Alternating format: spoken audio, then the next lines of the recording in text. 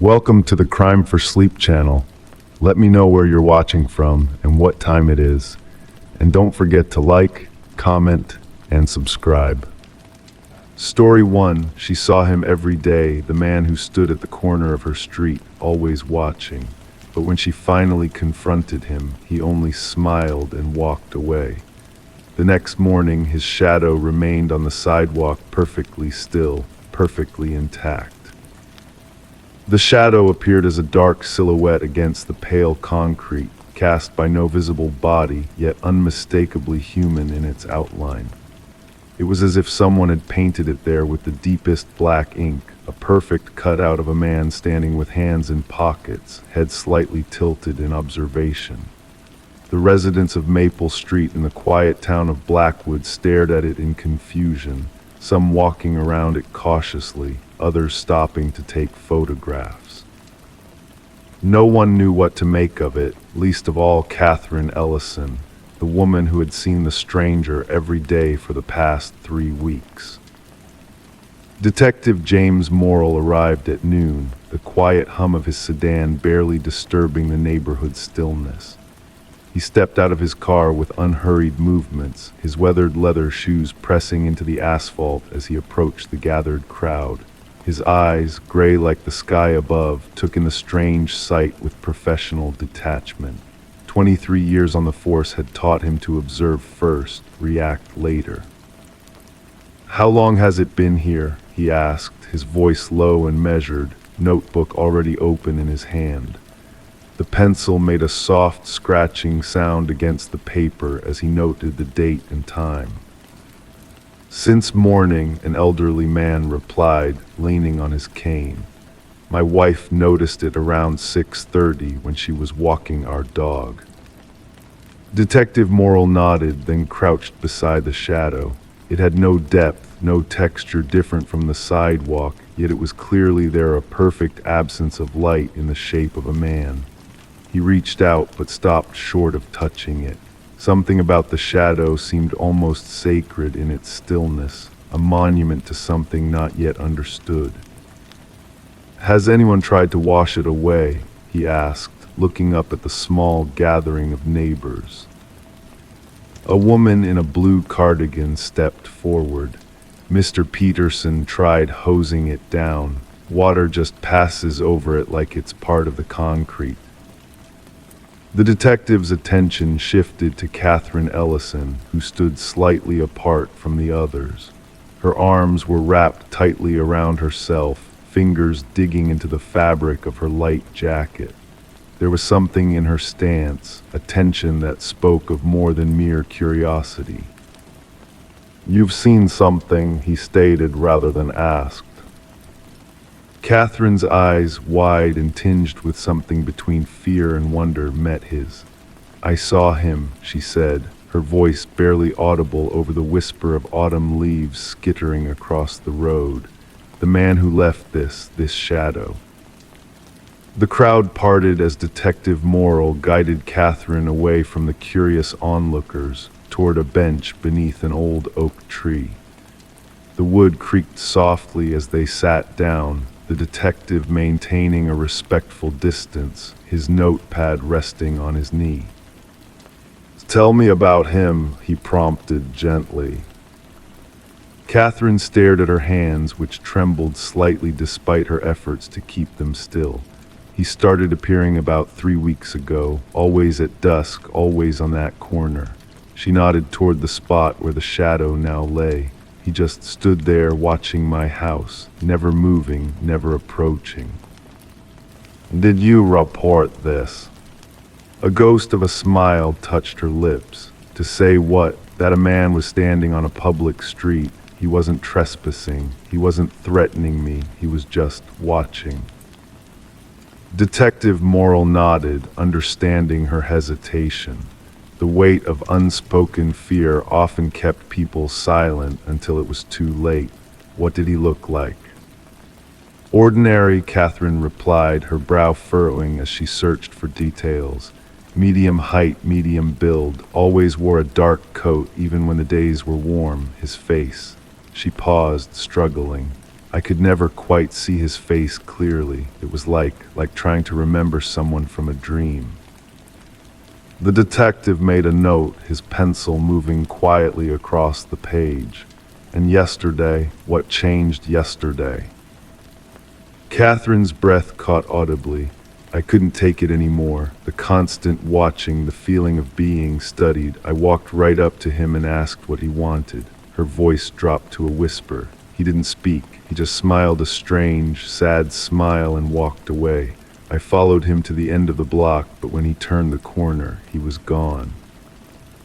And now his shadow remains, Detective Morrill concluded, his voice betraying no judgment, only a calm acceptance of the inexplicable. The investigation that followed yielded little in the way of conventional answers. House-to-house inquiries revealed that while several residents had noticed the strange man in passing, none could provide a detailed description.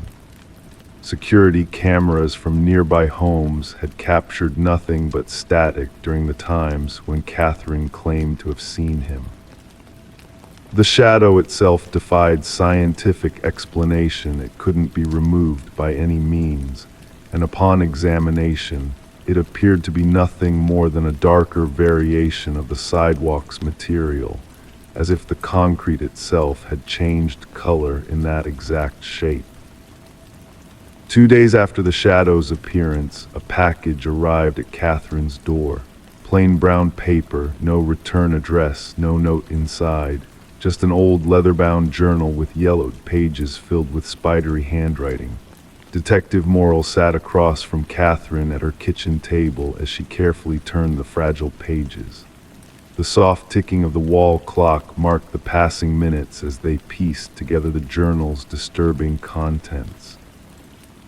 "It's a record," Catherine said, her finger tracing the faded ink. "Dates, locations, names. The earliest entry is from 1897. Detective Morrill leaned forward, the wooden chair creaking beneath his weight. All these people, did they see the same man? "I think so," she replied, a chill creeping through her despite the warmth of the kitchen. "Listen to this entry, April 3, 1923. Margaret Winters reported a silent observer outside her home for 16 consecutive evenings. When confronted, he departed without a word. The following morning, a perfect shadow remained where he had stood. 3 days later, Margaret Winters was found." Catherine's voice faltered. "Found what?" the detective prompted, though something in his expression suggested he already anticipated the answer. "Found perfectly preserved in her bed, no signs of life or death, existing in a state the medical examiner could not classify," Catherine finished, her hands trembling as she closed the journal. The silence that followed was heavy with implication. Outside, the afternoon light was fading, casting long shadows across the room, natural shadows that stretched and moved with the setting sun, unlike the one that remained fixed on the sidewalk outside. "There are dozens of cases in here," Catherine said finally, "spanning over a century, different locations, different witnesses, but always the same pattern. The silent watcher, the confrontation, the shadow left behind, and then..." "The preservation," Detective Morrill completed, his professional detachment slipping for the first time, revealing a flicker of genuine concern. That evening, as darkness settled over Blackwood, Catherine sat alone in her living room, the journal open on her lap, its pages illuminated by a single lamp.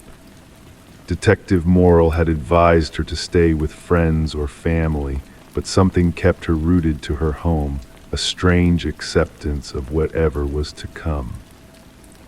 The sound came just after midnight, not a knock, but a soft sliding noise, like something being pushed under her front door. Catherine moved through the darkened house, each step deliberate and measured, no longer driven by fear but by a resigned curiosity. On the floor by the door lay a small, yellowed photograph. She picked it up with steady fingers, turning it toward the light. The image showed a group of people standing before an imposing Victorian house, their faces solemn in the manner of early photography. But it was the figure at the edge of the frame that drew her eye, a man in a dark coat, his face blurred not by the camera's limitations but by something else, something that made him seem slightly out of alignment with the reality captured in the photograph. Catherine returned to her seat, placing the photograph alongside the journal. She understood now what the stranger was: not a stalker, not a threat in any conventional sense, but a collector of sorts. A witness to the extraordinary, drawn to those who could perceive the thin places where reality wore thin. In the soft light of her living room, Catherine Ellison waited for morning, knowing that when it came, her shadow might be found perfectly cast upon the floor, separated from the body that should have created it. And somewhere in Blackwood, Detective James Morrill would add another entry to the journal, continuing a record that had begun long before either of them was born and would likely continue long after they were gone. Outside, beneath the silver light of a waning moon, the shadow on the sidewalk remained a perfect silhouette, evidence of a presence that existed in the spaces between what is seen and what is known, between the world of the living and whatever lay beyond. Story 2. The crayon drawing appeared on Ms. Alina Marsh's desk one Tuesday afternoon in October, after the children of Pinewood Elementary had filed out for recess. The paper was standard issue, slightly textured and cream-colored, the kind schools purchase by the case. 4 stick figures stood beneath a yellow sun, their bodies formed with the careful determination of a 5-year-old hand. A house with a triangular roof and 4 square windows loomed in the background, a thin spiral of smoke rising from a brick chimney. Alina might have dismissed it as just another artwork awaiting placement on the overcrowded bulletin board, except for the names carefully printed beneath each figure, not in a child's uneven scrawl, but in the practiced hand of someone who had recently mastered lowercase letters. Mommy, Daddy, Emma, and beneath the smallest figure, drawn slightly apart from the others, Charlie. The classroom was empty now, silent except for the soft hum of the air conditioning and the distant shouts of children at play. Alina ran her finger across the name, Charlie. She had no student named Charlie in her kindergarten class of 23. Emma Dawson was certainly there, a quiet girl with watchful eyes and honey-colored braids who rarely spoke unless spoken to. When the children returned, cheeks flushed from the autumn air, Alina held up the drawing. "Who left this on my desk?" she asked, keeping her voice light and curious. Emma's hand rose slowly, her eyes fixed not on Alina but on the drawing itself. "It's lovely, Emma," Alina said, walking to the girl's desk. "Can you tell me about it?" "That's my family," Emma replied, her voice barely above a whisper. "That's me and Mommy and Daddy." Her finger touched each figure in turn. "And who's this?" Alina asked, pointing to the 4th figure, smaller than the rest. "That's Charlie," Emma said, as if it were the most natural thing in the world. "He's my brother." The statement settled in the quiet classroom like a stone dropped in still water. Alina knew the Dawsons. Parent-teacher conferences had been just 3 weeks earlier, and Meredith Dawson had mentioned being grateful that Emma was their only child, allowing her to return to her architectural firm full-time now that Emma was in school. That evening, Alina called Meredith Dawson. The conversation began casually enough: Emma's progress, her adjustment to kindergarten, her emerging reading skills. Then, carefully, Alina mentioned the drawing. "Emma drew her family today," she said. "She included someone named Charlie. She said he was her brother." The silence on the other end of the line stretched so long that Alina checked to see if the call had dropped. Mrs. Dawson. Emma is an only child, Ms. Marsh. Meredith's voice was controlled, each word precisely chosen. There is no Charlie in our family. There never has been. The following day, Alina watched Emma more closely.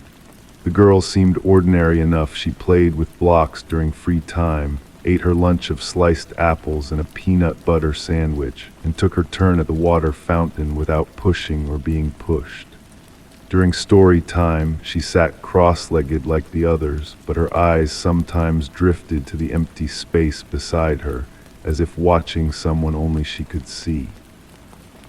When the children were at music class, Alina slipped Emma's file from the cabinet. Emergency contacts, vaccination records, the intake form with family details all confirmed what Meredith had said. Emma was listed as the only child of Meredith and James Dawson. No siblings, no Charlie. It might have ended there, a child's imagination, perhaps a wished-for brother or a character from a favorite story brought to life in crayon and paper. But on Thursday, Emma arrived with a small action figure clutched in her hand. "What do you have there, Emma?" Alina asked during morning check-in. "It's for Charlie," Emma said. "He forgot it at home yesterday and was sad." The plastic superhero, its paint chipped at the edges, looked well loved. Alina made a note to speak with the school counselor. That afternoon, during parent pickup, Alina approached Meredith Dawson's silver SUV. Emma had already been buckled into her booster seat, her backpack stowed on the floor. "Mrs. Dawson, could I speak with you for a moment?" Meredith stepped away from the car, arms crossing over her tailored blazer. "Is something wrong?" "Emma brought a toy to school today," Alina said, "for Charlie." Something flickered across Meredith's face, not surprise, not confusion, but something harder to name. Fear, perhaps, or resignation. "We're working through some things at home," Meredith said, her voice lowered though no one stood near them in the pickup lane. "Emma's been seeing a child psychologist for the past few months. Dr. Leone says this type of imaginary relationship isn't uncommon." Alina nodded, though something about the explanation felt incomplete. "I understand. I just wanted to make sure everything was all right." "Everything's fine," Meredith said, the words coming too quickly. "Thank you for your concern." 2 weeks passed. Emma continued to mention Charlie, occasionally saving a seat for him at the craft table, whispering to the empty air beside her during quiet reading time. The school counselor, after observing Emma for a day, agreed with the family psychologist's assessment. "An imaginary friend," she said, "perfectly normal developmental behavior." Then came the fall festival, when Pinewood Elementary opened its doors on a Saturday, transforming classrooms into carnival games and craft stations. Families moved through the building, children leading parents by the hand to show off projects and favorite spots. The Dawsons arrived at 11, Emma running ahead to the bean bag toss while her parents followed more slowly.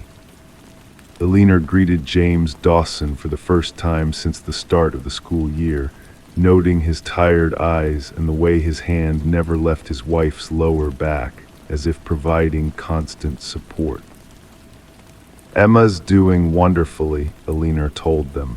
"She's really coming out of her shell." James nodded, but his attention was fixed on Emma, who was arranging a second bean bag beside her own as she waited for her turn. "Has she mentioned Charlie to you?" he asked suddenly. Meredith's fingers tightened around her husband's arm, but he continued, "We've tried everything the doctors suggested, acknowledging the friend without encouraging the fantasy, setting boundaries, but it's getting worse, not better." James, Meredith warned. She needs to know, he said, if Emma's talking about him at school. Not here, Meredith said, pulling him aside. Alina watched them move to a quiet corner of the hallway, their conversation intense but inaudible over the festival noise. When they returned, James looked defeated, and Meredith's perfect composure seemed brittle at the edges. We'd appreciate it, Meredith said, if you'd call us directly if Emma mentions Charlie again, or if she does anything unusual. 3 days later, during afternoon reading time, Emma approached Alina's desk with a library book clutched to her chest. Can I read this to Charlie? She asked. He likes dinosaur stories. Alina walked Emma back to her desk and knelt beside her. Emma, where's Charlie right now? Emma pointed to the empty chair beside her. Right there, can't you see him? No, sweetheart, I can't, Alina said gently. Can you tell me more about Charlie? How old is he? He's 7, Emma said, opening the dinosaur book. He's in 2nd grade, but he's home today because his throat hurts. The detail gave Alina pause. Such specificity was unusual for an imaginary friend. Has Charlie always been your brother? She asked. Emma looked up, her expression suddenly adult and serious. Charlie's always been my brother, she said, even when they pretend he's not. That evening, Alina drove to the address listed in Emma's file. The Dawson home sat in a quiet subdivision of similarly styled houses, 2 stories, brick facade, neatly trimmed hedges. As she pulled into the driveway, she questioned her decision to come. This was beyond professional boundaries, perhaps even inappropriate, but something about Emma's words and the Dawsons' behavior had disturbed her too deeply to ignore. Meredith answered the door, surprise evident in her widened eyes. Ms. Marsh, is something wrong? I apologize for coming unannounced, Alina said, but Emma said something today that concerned me. Reluctantly, Meredith invited her in. The house was immaculate, hardwood floors gleaming, furnishings tastefully arranged, no evidence of a child's presence in the formal living room where she was seated. What did she say? Meredith asked, perching on the edge of an armchair. She said Charlie is 7 in 2nd grade and home with a sore throat, Alina replied. Those aren't the kind of details children usually invent. Meredith's posture stiffened. As I told you, Emma is seeing a specialist, children with vivid imaginations. I saw her records, Mrs. Dawson. Emma has no siblings. That's correct. Has she ever had a brother? Alina pressed, aware she was overstepping but unable to stop. Did something happen to a child named Charlie? The sound of the front door opening interrupted them. James Dawson stepped into the room, his expression changing from mild confusion to alarm at the sight of Alina. What's going on? He asked. Ms. Marsh is concerned about Emma's imaginary brother, Meredith said, the quotation marks audible in her tone. James sank onto the sofa, suddenly looking much older than his 40-something years. We can't keep doing this, he said. It's not working. James, don't. There was a Charlie, wasn't there? Alina asked quietly. James looked up, his eyes meeting Alina's. Yes and no, he said. Charlie was our son. Stop, Meredith whispered, but there was defeat in her voice. Charlie is 7 years old, James continued. He lives with my sister in Colorado, has since he was 3. I don't understand, Alina said. Charlie has severe autism, James explained, while Meredith turned away, one hand pressed to her mouth. Nonverbal, self-injurious behaviors. We tried for years, but the specialists, the therapies, nothing worked. Meredith was on the verge of a breakdown. My sister's a special education teacher. She offered to take him, just temporarily at first. But Emma remembers him, Alina said. They must have been very young when they were separated. Emma was 2, James said. She shouldn't remember him at all. That's what the psychologist said. We never talk about him. There are no pictures. We moved to this house after he left. Why not just tell her the truth? Alina asked. That her brother lives with his aunt. Because it wasn't supposed to be permanent, Meredith said, her voice hollow. It was supposed to be temporary until we found the right treatment program, until we could handle him again. But years passed and Charlie settled in with my sister-in-law, and we never found the right time to bring him home. Or to tell Emma, James added. And now she asks for him, draws pictures of him, saves seats for him, as if some part of her remembers or knows. Alina thought of the empty chair beside Emma, the careful arrangement of toys and books for an absent brother. She deserves to know, she said softly. Children understand more than we give them credit for. That night, Alina lay awake, thinking of Charlie, a real boy living hundreds of miles away, separated from a sister who somehow sensed his absence, who created space for him despite never being told he existed. She thought of the Dawsons, trapped in a lie that had started as a temporary solution and hardened into a painful secret. And she wondered about memory, how it persists, how it finds expression even when buried beneath years of silence and careful omission. How a child who supposedly never existed could remain so vividly present in his sister's life, rendering visible what the adults around her had determined to keep invisible. The next morning, Emma arrived at school with a new drawing. This one showed 5 figures, Mommy, Daddy, Emma, Charlie, and a woman Emma identified as Auntie Kate. When Alina asked about it, Emma smiled a real smile that reached her usually solemn eyes. Mommy says we're going to visit Charlie soon, she said. He lives far away with Auntie Kate because he needs special help, but he's still my brother. Alina hung the drawing on the bulletin board in the center where everyone could see it. A family reunion drawn before it happened, a brother reclaimed not from imagination but from silence. The child who never existed but always had, finding his way home, one crayon stroke at a time. Story 3, the thin blue glow of the computer monitor was the only light in Rebecca Martin's home office. Outside, rain tapped gently against the window panes, creating a soothing rhythm that contrasted with the unease settling in her stomach. It was 2:43 a.m. on a Tuesday in October, and Rebecca should have been asleep.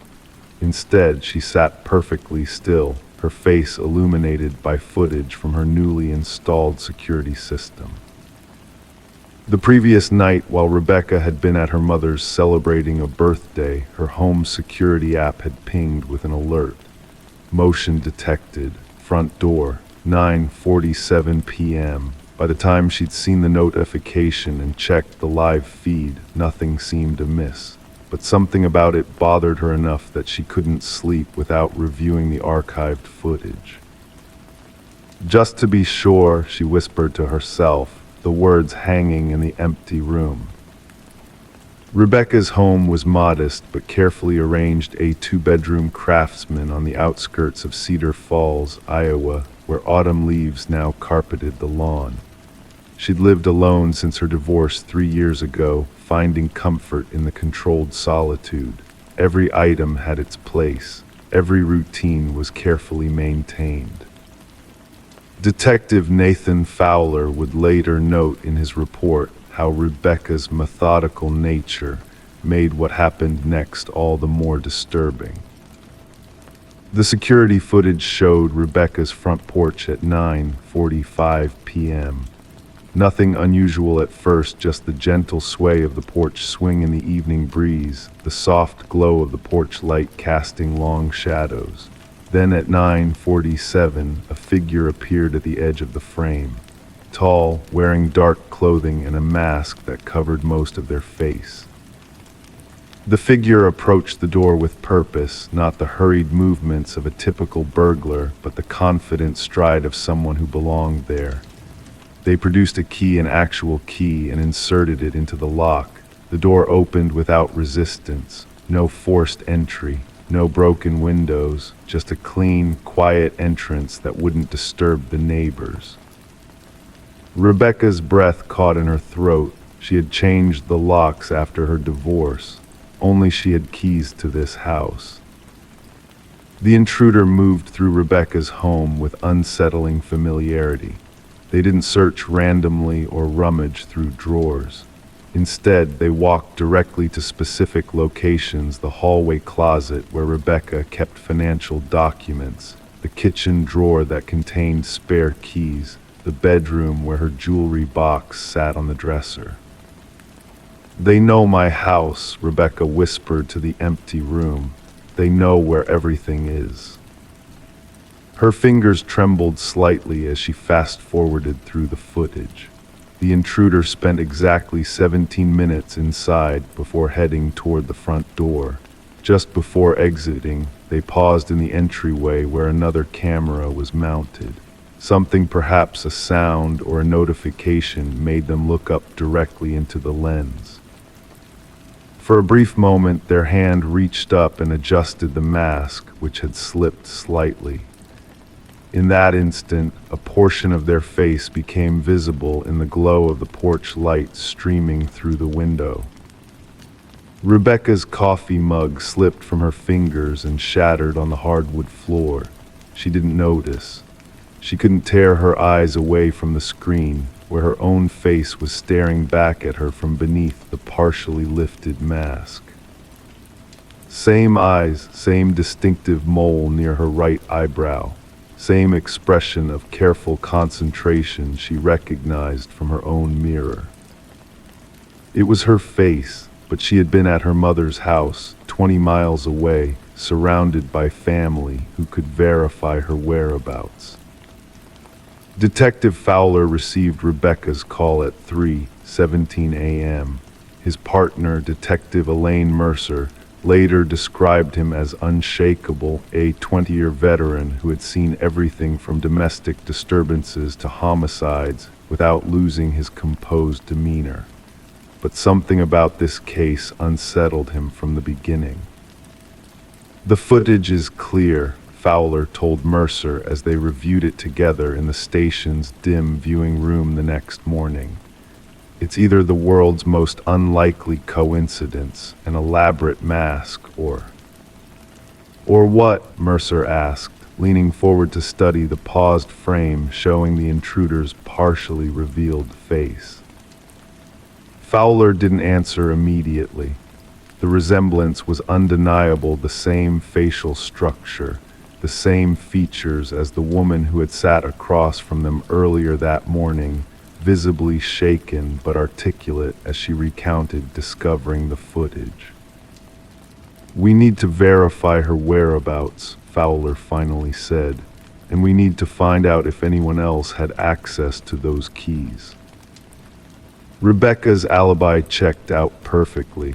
12 family members confirmed her presence at her mother's house throughout the evening in question. Photos and videos from the birthday celebration showed her cutting cake at 9:52 p.m., 5 minutes after the intruder had entered her home. The investigation turned to Rebecca's ex-husband, Michael Martin, a software engineer who had moved to Chicago after their divorce. Financial records showed he was struggling with debt. Records indicated he was in Cedar Falls the weekend before the break-in, allegedly visiting his brother. But why would he wear a mask that looked like her? Mercer wondered aloud during their third day of investigation. And how would he know exactly where everything was? Rebecca said she'd rearranged the house since he moved out. The break came from an unexpected source, Rebecca's home security company. When technicians examined the system remotely, they discovered something unusual. The timestamps on the footage didn't align with the server logs. The 17 minutes of recorded intrusion had actually been uploaded to Rebecca's cloud storage from an external source. Someone had hacked into her security system and inserted pre-recorded footage. Digital forensics revealed the sophistication of the hack. The intrusion footage had been created using advanced compositing techniques, layering a masked figure into genuine recordings of Rebecca's empty house. The face revealed beneath the mask wasn't actually Rebecca's face at all, but a digitally altered version designed to create that exact moment of recognition and horror. Someone wanted you to see your own face looking back at you, Detective Fowler told Rebecca gently as they sat in her living room a week after her initial report. Someone wanted you to feel violated in the most personal way possible. The question of who had orchestrated such an elaborate deception led investigators down a winding path. Not to Rebecca's ex-husband, who despite his financial troubles had a solid alibi, but to someone much closer, someone who had been inside Rebecca's home multiple times in recent months. Allison Weaver had been Rebecca's friend for over 15 years. She had helped Rebecca install the security system after the divorce. She had spare keys for emergencies. And she had the technical expertise from her job at a digital effects studio to create the doctored footage. What she also had, investigators discovered, was a secret relationship with Rebecca's ex-husband that predated the divorce by at least 2 years. Bank records revealed an elaborate financial entanglement, with Allison helping Michael hide assets during the divorce proceedings. The fabricated break-in was meant to be the beginning of a calculated psychological campaign to make Rebecca doubt her own security, her own home, even her own sanity, potentially driving her to sell the house she had fought to keep in the divorce settlement.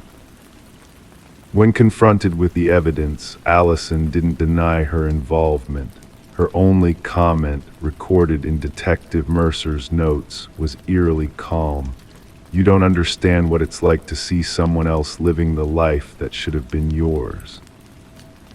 The case was resolved with charges of harassment, cybercrimes, and attempted fraud.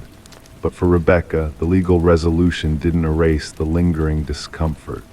Even after changing the locks again and installing a completely new security system, she would still sometimes pause when reviewing perfectly ordinary footage, searching for inconsistencies, waiting for her own face to appear where it shouldn't be. In the quiet of night, when rain tapped against her windows, she would sometimes wake with a start, reaching for her phone to check the security feeds.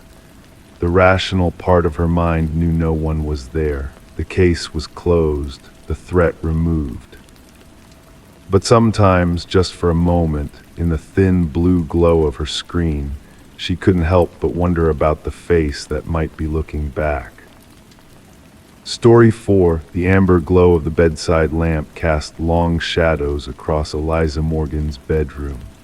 Outside, the November rain tapped gently against the window pane, creating a soothing rhythm that masked the silence of her empty apartment. The digital clock on her nightstand displayed 11:42 p.m. in soft blue numerals. Her phone lay where she had left it 3 hours earlier, plugged into the charger, its screen dark and untouched. Eliza had been at dinner with friends, her phone deliberately left behind, a small act of digital detox she'd been practicing lately. The device had remained motionless on her nightstand, observed only by the shifting shadows as clouds passed over the moon. No one had entered the apartment. The security system would have recorded any breach, and the doorman downstairs would have noted any visitors. Yet when Eliza returned and unplugged her phone, the notification light pulsed steadily. One missed call, one new voicemail, received at 10:17 p.m. The detective handling Eliza Morgan's case, Renee Dawson, stood now in that same bedroom 3 days later. The rain continued its gentle percussion against the window, creating a soundtrack to her methodical examination of the scene. The room remained largely as it had been that night, the bed neatly made with a quilted gray comforter, books stacked on the nightstand, the phone charger still plugged into the wall outlet. "Play it again," Detective Dawson instructed the technician who sat at a small table they'd set up in the corner. Her voice was low, measured, careful not to disrupt the contemplative atmosphere that helped her think. The technician nodded and pressed a button on his laptop. The room filled with the recorded voicemail that had begun this investigation. First came the background noise, a soft static, perhaps wind, perhaps just the ambient noise of a phone connection. Then unmistakably, Eliza Morgan's voice. "Hello, is anyone there?" A pause. "I can hear you breathing." Another pause, longer this time. Then her voice again. "Who is this?" And finally, a response, a whisper so faint that Detective Dawson had to lean forward slightly to hear it clearly. "You'll never find me." The recording ended, leaving behind a silence that felt heavier than before. "That's definitely Ms. Morgan's voice," the technician confirmed, though Dawson didn't need the verification. She'd listened to enough interviews with the woman over the past 3 days to recognize it instantly. What made the recording impossible was that Eliza Morgan insisted with convincing bewilderment and growing fear that she had never made that call. She had been at dinner with 6 friends, all of whom confirmed her alibi. Her phone had remained in her apartment, charging, untouched. Detective Dawson moved to the window, watching raindrops trace meandering paths down the glass. The case file sat open on Eliza's desk, thin, containing few answers. The call had originated from Eliza's own phone, calling itself. The cell provider confirmed this unusual circumstance. Eliza Morgan's number had dialed Eliza Morgan's number at 10:17 p.m. The voice analysis, Dawson asked without turning from the window. 100% match to Ms. Morgan, the technician replied, his fingers tapping softly on the keyboard. No signs of digital manipulation or splicing. It's her voice in real-time conversation.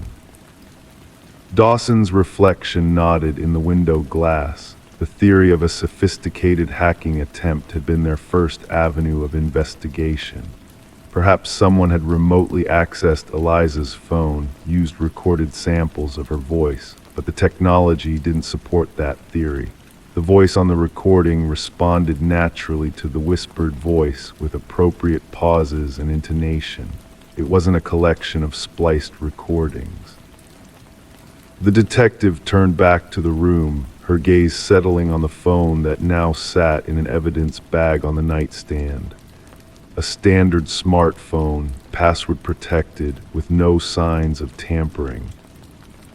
"And what about the whisper?" she asked. The technician shook his head slowly, too faint for definitive analysis, not enough vocal characteristics to create a profile. He hesitated, then added, "But it doesn't match any voice patterns in Ms. Morgan's regular contacts." Dawson nodded again, returning to the case file. Eliza Morgan, 34, financial analyst, no history of mental health issues, no enemies that anyone could identify, no stalkers or threatening figures in her past. Just a woman who had returned home to find her phone had somehow called itself and recorded a conversation she never had. The investigation expanded outward from that bedroom over the following weeks. Detective Dawson conducted interviews with everyone in Eliza's life: colleagues, friends, former romantic partners. She reviewed security footage from the apartment building, confirmed with absolute certainty that no one had entered Eliza's apartment that night. The technical investigation yielded equally perplexing results. No software on the phone could explain how it had activated itself, dialed its own number, and recorded a conversation. No malware, no remote access tools, nothing that shouldn't have been there. 2 months into the investigation, Detective Dawson sat in her office, the soft hum of the heating system providing a backdrop to her thoughts. The case file had grown thicker, but no more enlightening. On her desk sat a single photograph: Eliza Morgan's phone on the nightstand, the charger cable snaking down to the outlet. Such an ordinary object to create such an extraordinary mystery. The case might have remained just that, an unsolved curiosity filed away with other unexplained phenomena, if not for what happened next. Exactly 12 days after the original incident, Eliza Morgan received another call from her own number. This time, she was holding her phone when it happened.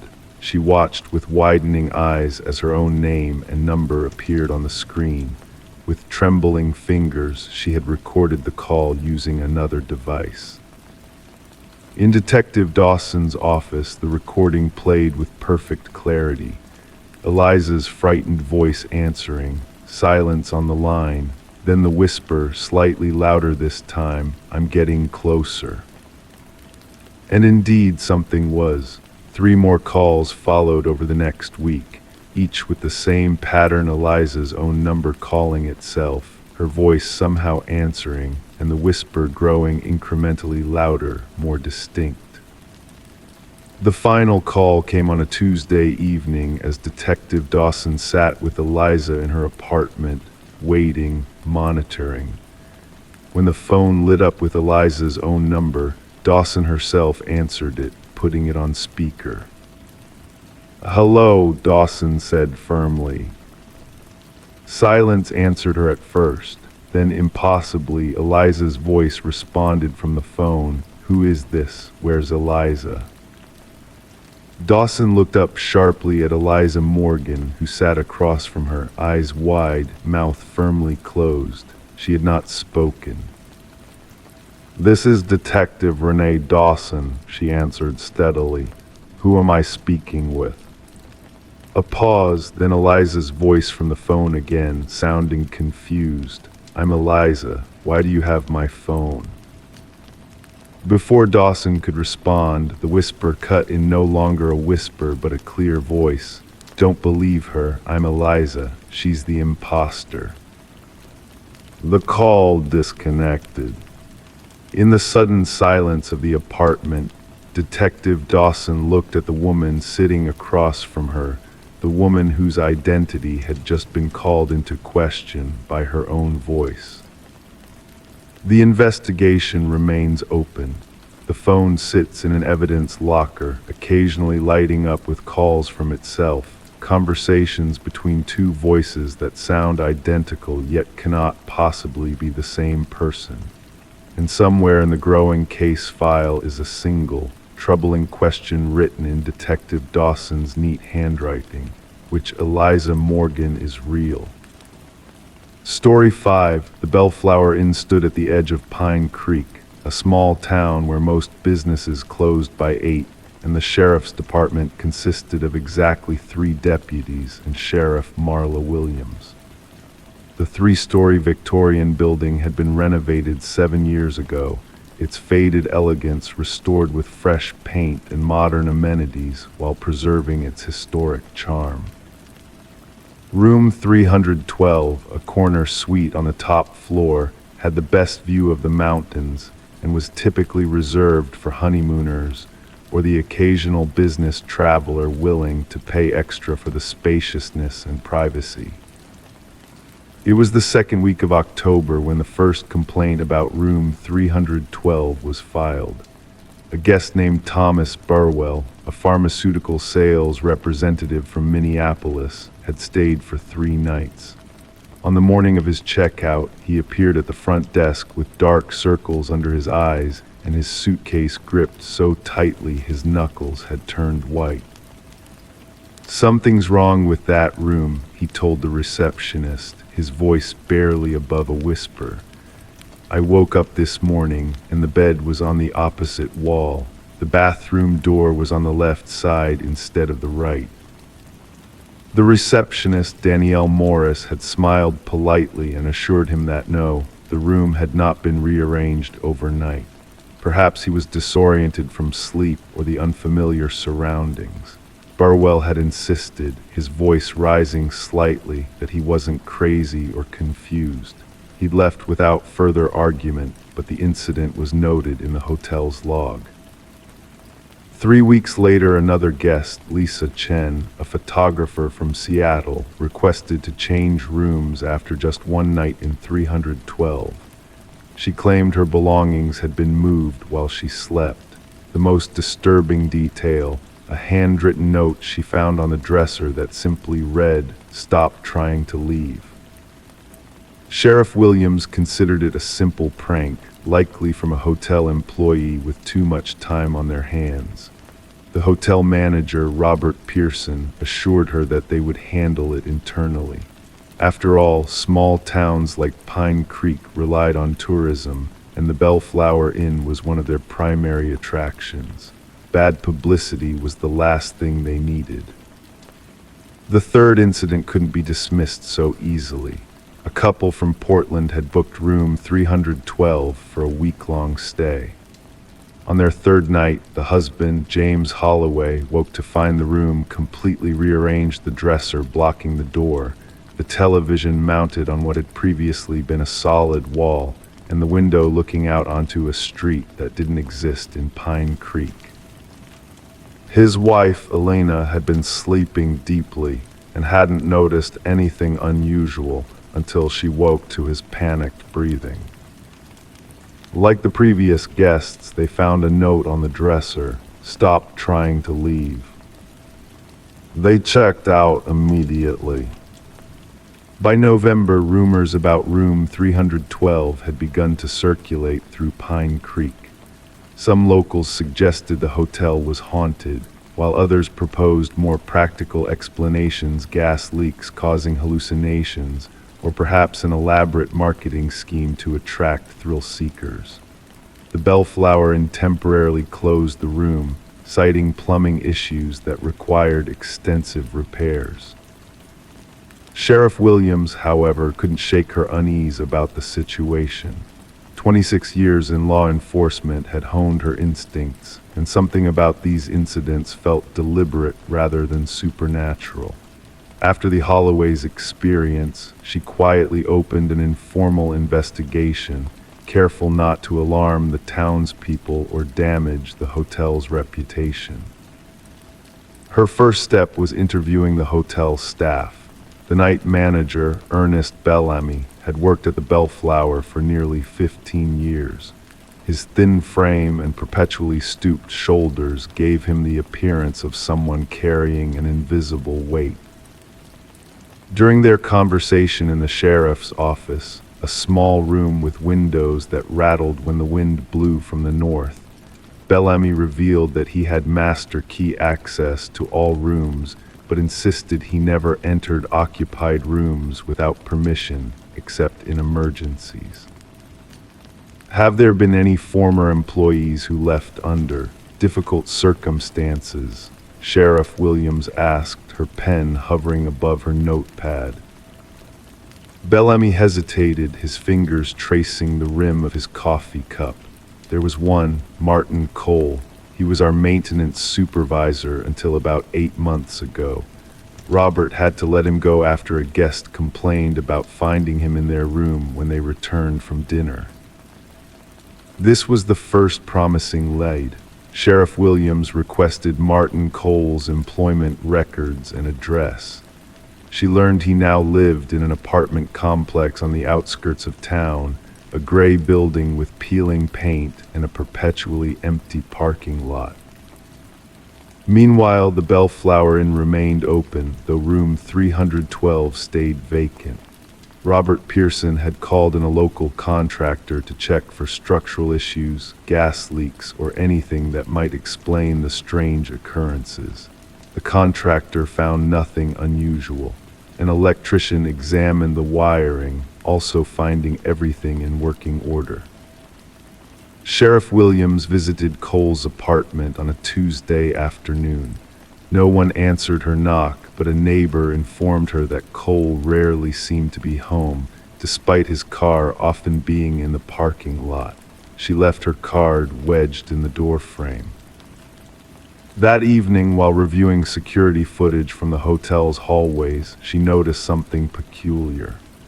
On each night when guests had reported disturbances, there was a 10-minute gap in the recording, always between 2:15 and 2:25 a.m.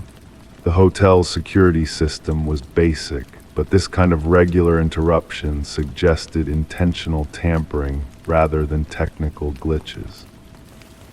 The following day, a thin envelope appeared on her desk. Inside was a single sheet of paper with the same handwriting as the notes from room 312. Not everything is meant to be solved. Some doors should remain closed. Sheriff Williams immediately drove to Cole's apartment. This time she didn't knock. With probable cause established by the threatening note, she used her authority to enter the premises. The apartment was sparsely furnished: a table, a chair, a mattress on the floor. The walls, however, were covered with architectural drawings of the Bellflower Inn, focusing specifically on room 312. Some showed the room as it existed, while others displayed impossible configurations: doors opening into walls, windows overlooking landscapes that didn't exist in Pine Creek. In the bedroom closet, she found hotel items: towels embroidered with the Bellflower logo, small bottles of shampoo, and a master key card. Most disturbing was a journal containing detailed notes about each guest who had stayed in room 312 over the past year, their habits, schedules, and reactions to the room's changes. Martin Cole was not at the apartment, nor did he return while Sheriff Williams was there. A warrant was issued for his arrest on charges of breaking and entering, harassment, and stalking. 2 days later, Robert Pearson called the sheriff's office in a panic. Someone had been in room 312 overnight. The furniture had been completely rearranged, and a new note was on the dresser: "I am the room now." When Sheriff Williams arrived at the Bellflower Inn, Pearson led her to room 312. The door was unlocked. Inside, the room appeared normal at first glance until she realized that the dimensions were wrong. The room seemed larger than it should have been, given the building's layout. The window, which should have overlooked the main street, now faced a dense forest that didn't exist in Pine Creek. On the dresser was a key card and Martin Cole's driver's license. Martin Cole's body was never found. The room was sealed off permanently, the door replaced with drywall and painted to match the hallway. The Bellflower Inn continued to operate, though locals noticed a change in the building's silhouette from certain angles, as if room 312 sometimes extended beyond where walls should have been. Sheriff Williams filed her final report, citing insufficient evidence to determine what had actually occurred. The case remains officially open but inactive. Sometimes late at night, guests in rooms near where 312 used to be report hearing soft footsteps and the sound of furniture being moved. And occasionally, the night manager finds notes in the hotel registry, written in a familiar hand. Some rooms don't want to be left. Story 6, they drove for hours trying to reach the highway, but every road led them back to the same place. Locals greeted them like old friends, insisting they had always lived there, and when they tried to call for help, the phones only connected to the local diner. In the quiet mountain valleys of northern Montana, there exists a place that rarely appears on maps. Pinecrest is the kind of town travelers might pass through without a second glance, a collection of weathered buildings with faded storefronts, surrounding a single traffic light that blinks amber through the night fog. The kind of place where rumors linger longer than visitors. Detective Elias Mercer turned the pages of the case file slowly, the paper releasing a soft whisper in the stillness of his office. The file contained 6 separate reports of travelers who had entered Pinecrest and never been seen again.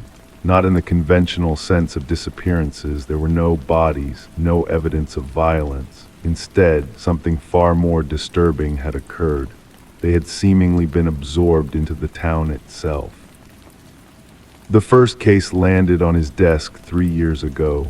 James and Sarah Connolly, a young couple from Seattle, had been driving cross-country when their family lost contact with them. Their last known location was a gas station just outside Pinecrest, where security footage showed them studying a map, Sarah's finger tracing a route through the mountains. Their credit cards continued to show activity, small purchases at the Pinecrest grocery store, regular payments at the local motel, eventually a deposit on a small house on Willow Street. When relatives finally tracked them down 3 months later, the couple greeted them with polite confusion. According to James and Sarah, they had lived in Pinecrest their entire lives. Mercer's pen made a soft tapping sound against his notepad as he reviewed the common elements. In each case, the victims entered town, attempted to leave, and then settled. They took jobs, rented apartments, integrated into the community, and in every instance, they firmly believed they had always been residents of Pinecrest. The detective's attention turned to the most recent case. Megan Reese, a freelance photographer working on a project about forgotten American towns. Her editor received daily updates until October 12th, when the messages abruptly changed in tone and content. "I've decided to extend my stay," she wrote. "I've realized this is where I belong." 2 weeks later, when her editor drove to Pinecrest to check on her, he found Megan working at the town library, cataloging local history books. She showed no recognition when he called her name, introducing herself as Margaret Winters, the town's librarian of 15 years. Outside Mercer's window, rain began to fall, creating a gentle rhythm against the glass. The soft patter matched the detective's heartbeat as he reviewed the photographs spread across his desk. Each showed the same subjects before and after their arrival in Pinecrest. The physical changes were subtle but unmistakable, slight differences in posture, altered expressions, eyes that seemed to hold secrets they themselves didn't understand. Dr. Alina Hayes, the behavioral psychologist Mercer consulted, had suggested mass hysteria or a form of shared delusion. But that failed to explain the consistency of the pattern or why no one ever successfully left the town limits. Those who tried reported driving for hours only to find themselves approaching Pinecrest from the opposite direction, as if the roads themselves conspired to keep them. The recording device on Mercer's desk emitted a soft red glow as he dictated his observations. Pinecrest population records show no increase despite these additions, he noted. Town census has remained at exactly 712 residents for the past 70 years.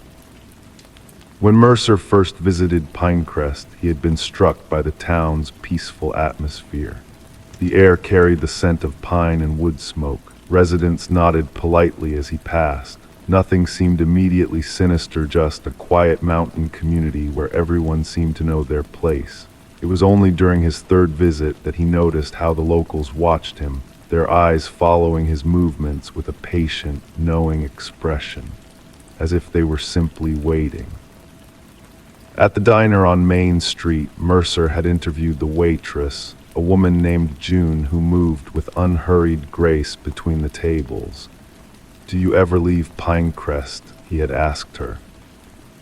June's smile remained fixed as she refilled his coffee cup. "Why would anyone want to leave? Everyone who belongs here stays." The detective had noted her choice of words. Not everyone who stays here belongs, but everyone who belongs here stays. The latest development came from Thomas Chen, a hiker who had managed something unprecedented. He had escaped. Found disoriented and dehydrated on a Forest Service road 30 miles from Pinecrest, Chen described spending 3 days in the town, during which he began to feel a strange sensation, like memories being poured into my mind. He reported waking on the third morning with the unsettling realization that he could recall a childhood in Pinecrest that he knew he had never experienced. Chen escaped that night, breaking the window of his motel room and fleeing into the forest instead of taking the roads. Even then, he described a disorienting journey where the trees seemed to shift around him, paths disappeared, and sounds of the town followed him deeper into the wilderness. The rain intensified outside Mercer's window, the droplets merging into rivulets that distorted the view of the parking lot below. The detective closed the file and leaned back in his chair, listening to its soft creak.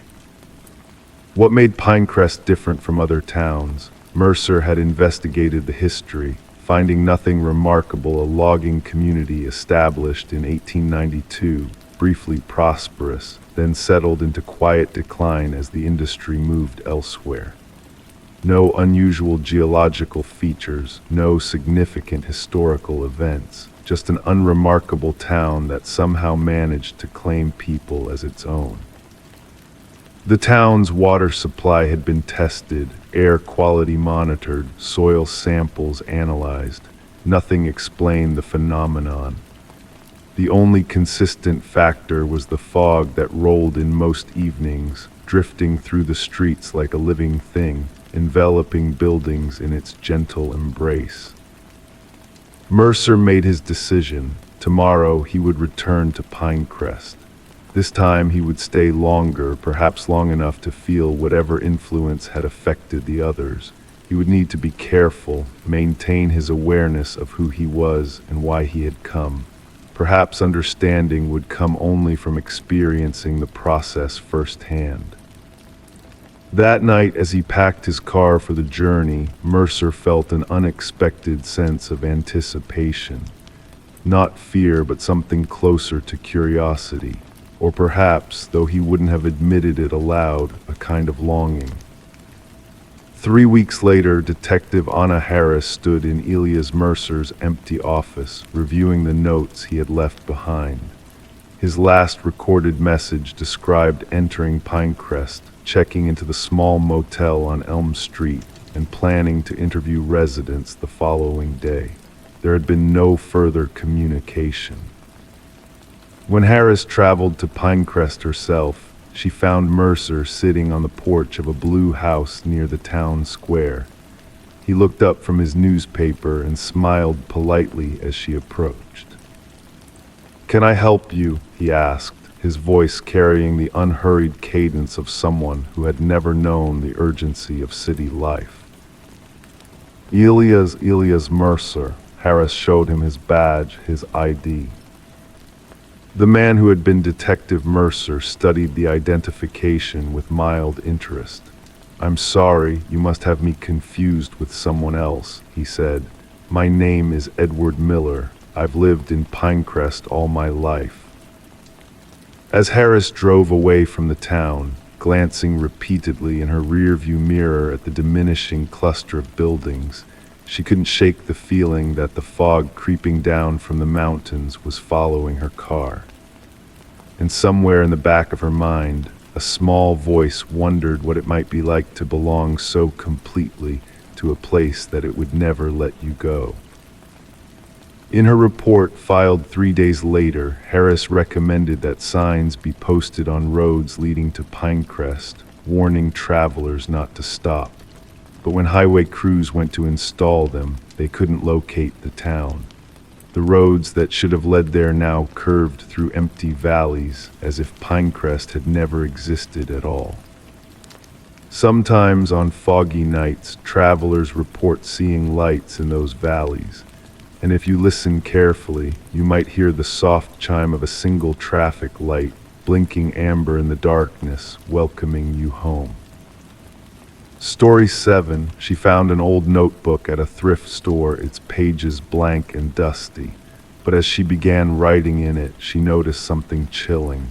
Her own words appeared on the opposite page, rewritten in a different hand, and the responses were never friendly. The antique store sat nestled between a coffee shop and a laundromat on Maple Street, its windows clouded with the soft haze of dust that settled over forgotten treasures. Light filtered through the glass in thin, golden beams, illuminating particles that danced in the air, unhurried and serene. It was the kind of place where time seemed to slow, where the gentle creaking of wooden floorboards marked each careful step into the past. Jessica Harmon wandered through the narrow aisles on that quiet Tuesday afternoon, her fingertips brushing against shelves of discarded memories. The air carried the comforting scent of old paper and polished wood, a perfume that had always drawn her to places like this. A graduate student researching local history, she often found herself seeking inspiration in the discarded belongings of strangers. In the back corner, beneath a tarnished brass lamp, sat a small wooden desk. Its surface held a modest collection of writing implements and journals. Among them lay a leather-bound notebook, its cover a deep burgundy with faint traces of gold leaf that had mostly worn away with time. Jessica lifted it carefully, feeling the weight of its empty pages, the spine cracking softly as she opened it for the first time in what must have been decades. "Interesting find," remarked the shopkeeper, an elderly man with kind eyes and liver-spotted hands. "That came in last week with an estate sale collection. Belonged to a woman who lived in the old Miller house on Oakwood Drive." His voice carried the gentle rasp of someone who spoke infrequently, each word measured and thoughtful. "It hasn't been written in," Jessica observed, turning the blank pages. "Perhaps it was waiting for the right person," the man suggested with a small smile that didn't quite reach his eyes. "Some things choose their owners, not the other way around." Jessica paid the $7 marked on the small tag dangling from the notebook's binding. The shopkeeper wrapped it carefully in brown paper, his movements deliberate and precise, before sliding it into a paper bag that crinkled softly as Jessica accepted it. That evening, Jessica sat at her desk by the window of her small apartment. Rain tapped gently against the glass, creating a soothing rhythm that complemented the soft yellow glow of her desk lamp. She opened the notebook, breathing in its musty scent, and began to write about her research on local unsolved disappearances from the 1970s. Her pen moved smoothly across the page, the ink sinking into the aged paper. When she paused to refill her coffee cup, something caught her attention from the corner of her eye. On the page opposite her writing, there appeared to be a faint response. The handwriting was different type, small cursive that slanted sharply to the right, written in an ink that seemed almost brown rather than black. "I know what happened to Claire Miller," the words read. "She didn't just disappear." Jessica stared at the page, her coffee forgotten. She hadn't written about Claire Miller specifically, though the name was on her research list, a 17-year-old girl who vanished while walking home from a friend's house in 1973. The case had gone cold within months, with police concluding she had likely run away. With a trembling hand, Jessica wrote beneath her original notes, "Who are you? How do you know about Claire Miller?" She watched, heart pounding in her chest, as ink seemed to seep from within the opposite page, forming words that appeared letter by letter, as if an invisible hand were writing them in real time. "I've been waiting for someone to ask the right questions.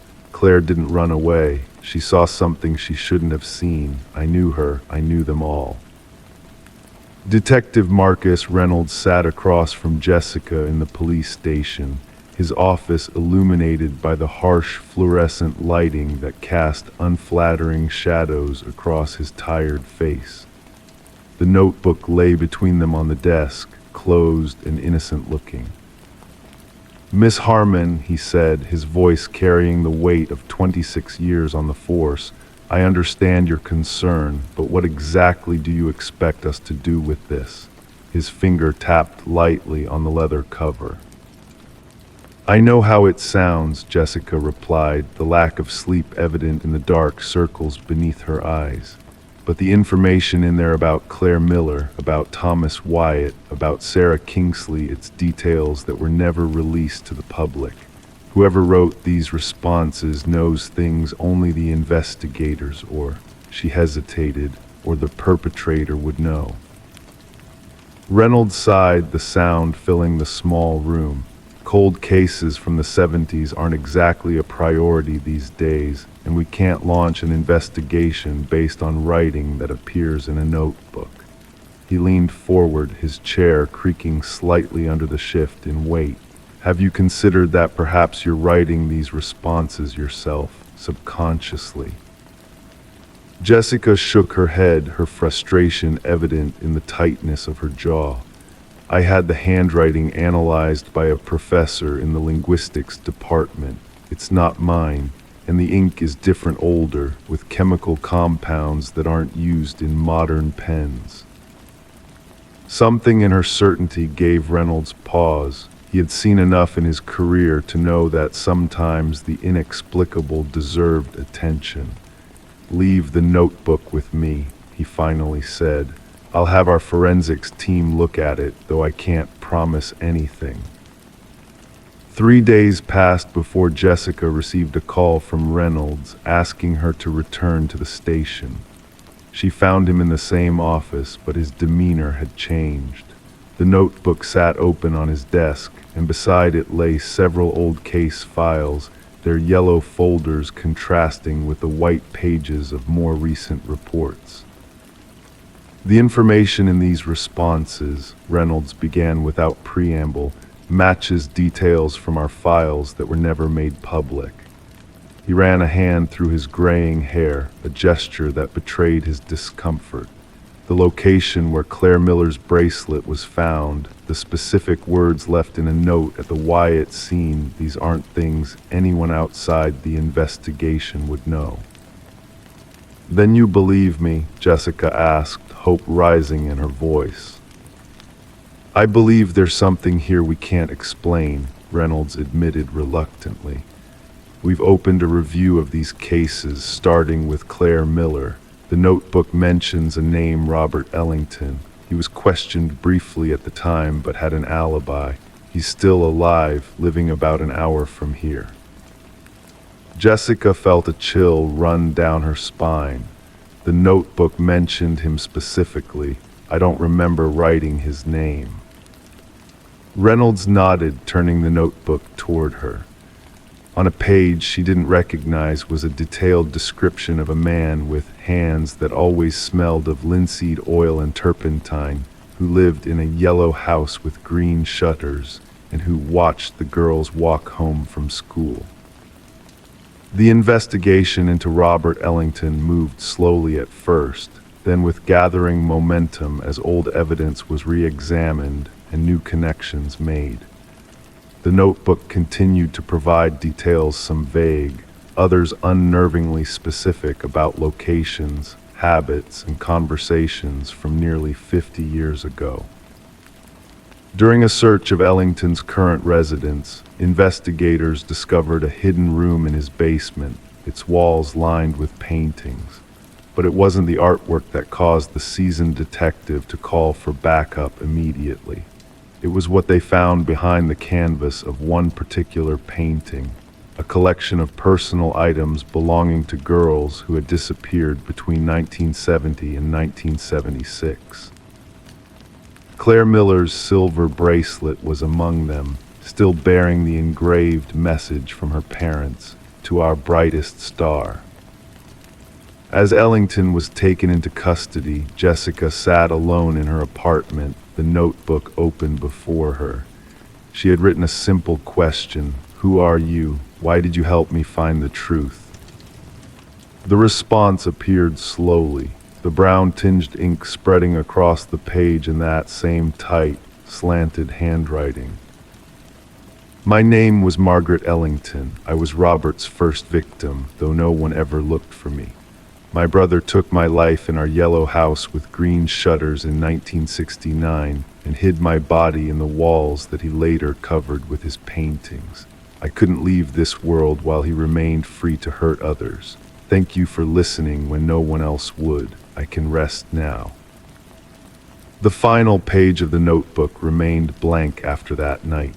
Jessica tried writing in it several times, but no responses appeared. Forensic teams later found human remains within the walls of what had once been the Ellington family home, exactly where the notebook had indicated they would be. Dental records confirmed they belonged to Margaret Ellington, reported as a runaway in 1969. Detective Reynolds never included the notebook in his official reports. Some truths, he decided, were better left between the lines of rational explanation.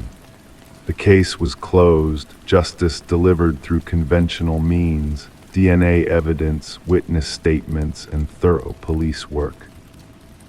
But on quiet evenings, when the rain taps gently against her window, Jessica sometimes opens the burgundy leather notebook and runs her fingers over its pages. Though it remains silent now, its purpose fulfilled, she can't help but wonder about the countless other stories written in invisible ink, waiting for someone to listen to the whispers that linger in forgotten objects, in the spaces between what we know and what we believe. Story 8, the Meadowbrook apartment stood quietly against the evening sky, a 5-story brick building nestled between maple trees whose branches swayed gently in the autumn breeze. Most windows glowed with warm light as residents settled in for the night, except for apartment 3B, which had remained dark for nearly 8 months. Its previous tenant had moved out in February, leaving behind only the faint scent of lemon cleaning products and spotless hardwood floors. The building manager, Henry Easton, a man in his early 60s with salt and pepper hair and reading glasses that perpetually hung from a cord around his neck, had just finished his evening rounds. He was in his ground floor office, organizing maintenance requests for the following day, when his desk phone rang. The sound was jarring in the otherwise silent room, the old-fashioned ringer echoing off the walls. "Meadowbrook Maintenance, this is Henry," he answered, his voice carrying the slight rasp of someone who had once been a heavy smoker. But there was no response on the line, just silence followed by what sounded like distant breathing. Henry checked the caller ID display, apartment 3B. A chill ran through him. Apartment 3B had been vacant since February. The phone line should have been disconnected months ago.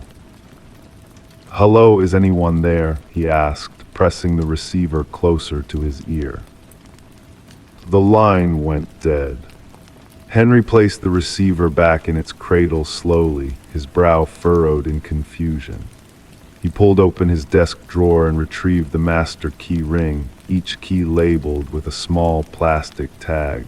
The rational part of his mind suggested a simple explanation. Perhaps the phone company had made an error, or maybe the system was malfunctioning. But something deeper, more instinctual, told him to investigate. The hallway to apartment 3B was quiet, illuminated by wall sconces that cast soft, amber light against cream-colored walls. Henry's footsteps were muffled by the recently vacuumed carpet runner. As he approached 3B, he noticed something unusual, a faint glow visible beneath the door, as if a light was on inside.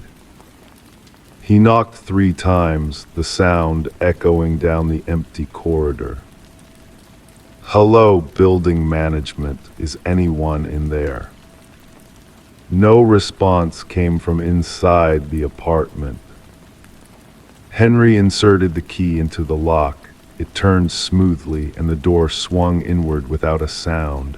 The apartment was immaculately clean, just as it had been left after the final inspection when the previous tenant moved out. The air smelled faintly of lemon, the same cleaning product they always used, but something was different. On the far wall of the living room, illuminated by a single lamp that Henry was certain had not been there before, was a message. Written in what appeared to be black marker, in neat, deliberate handwriting. "Why did you lock me out?" Henry stood frozen in the doorway, his heart beating a slow, heavy rhythm in his chest. The apartment should have been empty.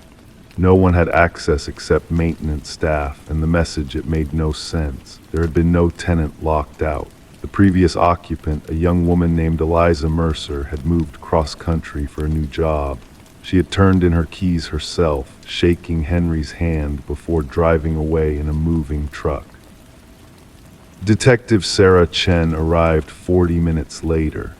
She was mid-30s, with dark hair pulled back in a practical ponytail, and moved through the apartment with methodical precision, taking photographs of the message and examining the locks on the windows and door. "No signs of forced entry," she noted, running her finger along the door frame. "The lock is intact, windows are secure. You said this unit has been empty since February, Mr. Easton." Henry nodded, his hands fidgeting with his key ring.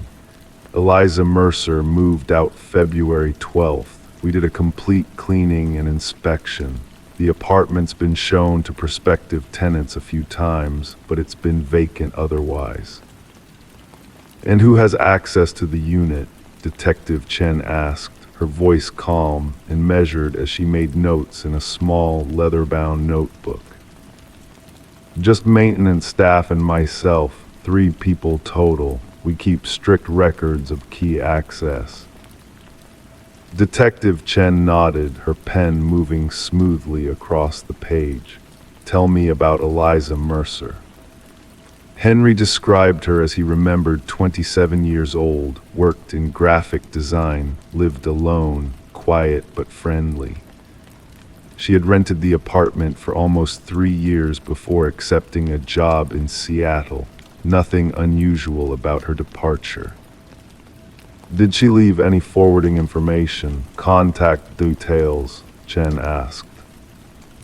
"Of course, it should be in our files. I can get you that information."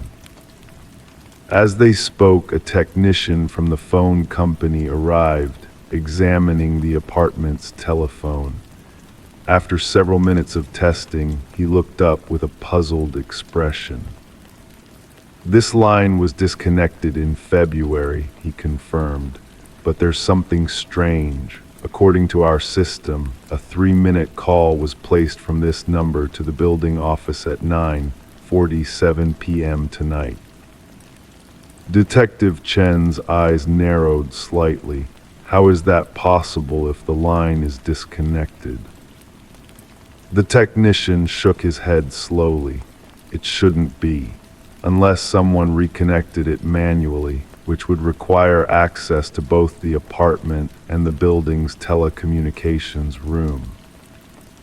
The investigation broadened over the next few days.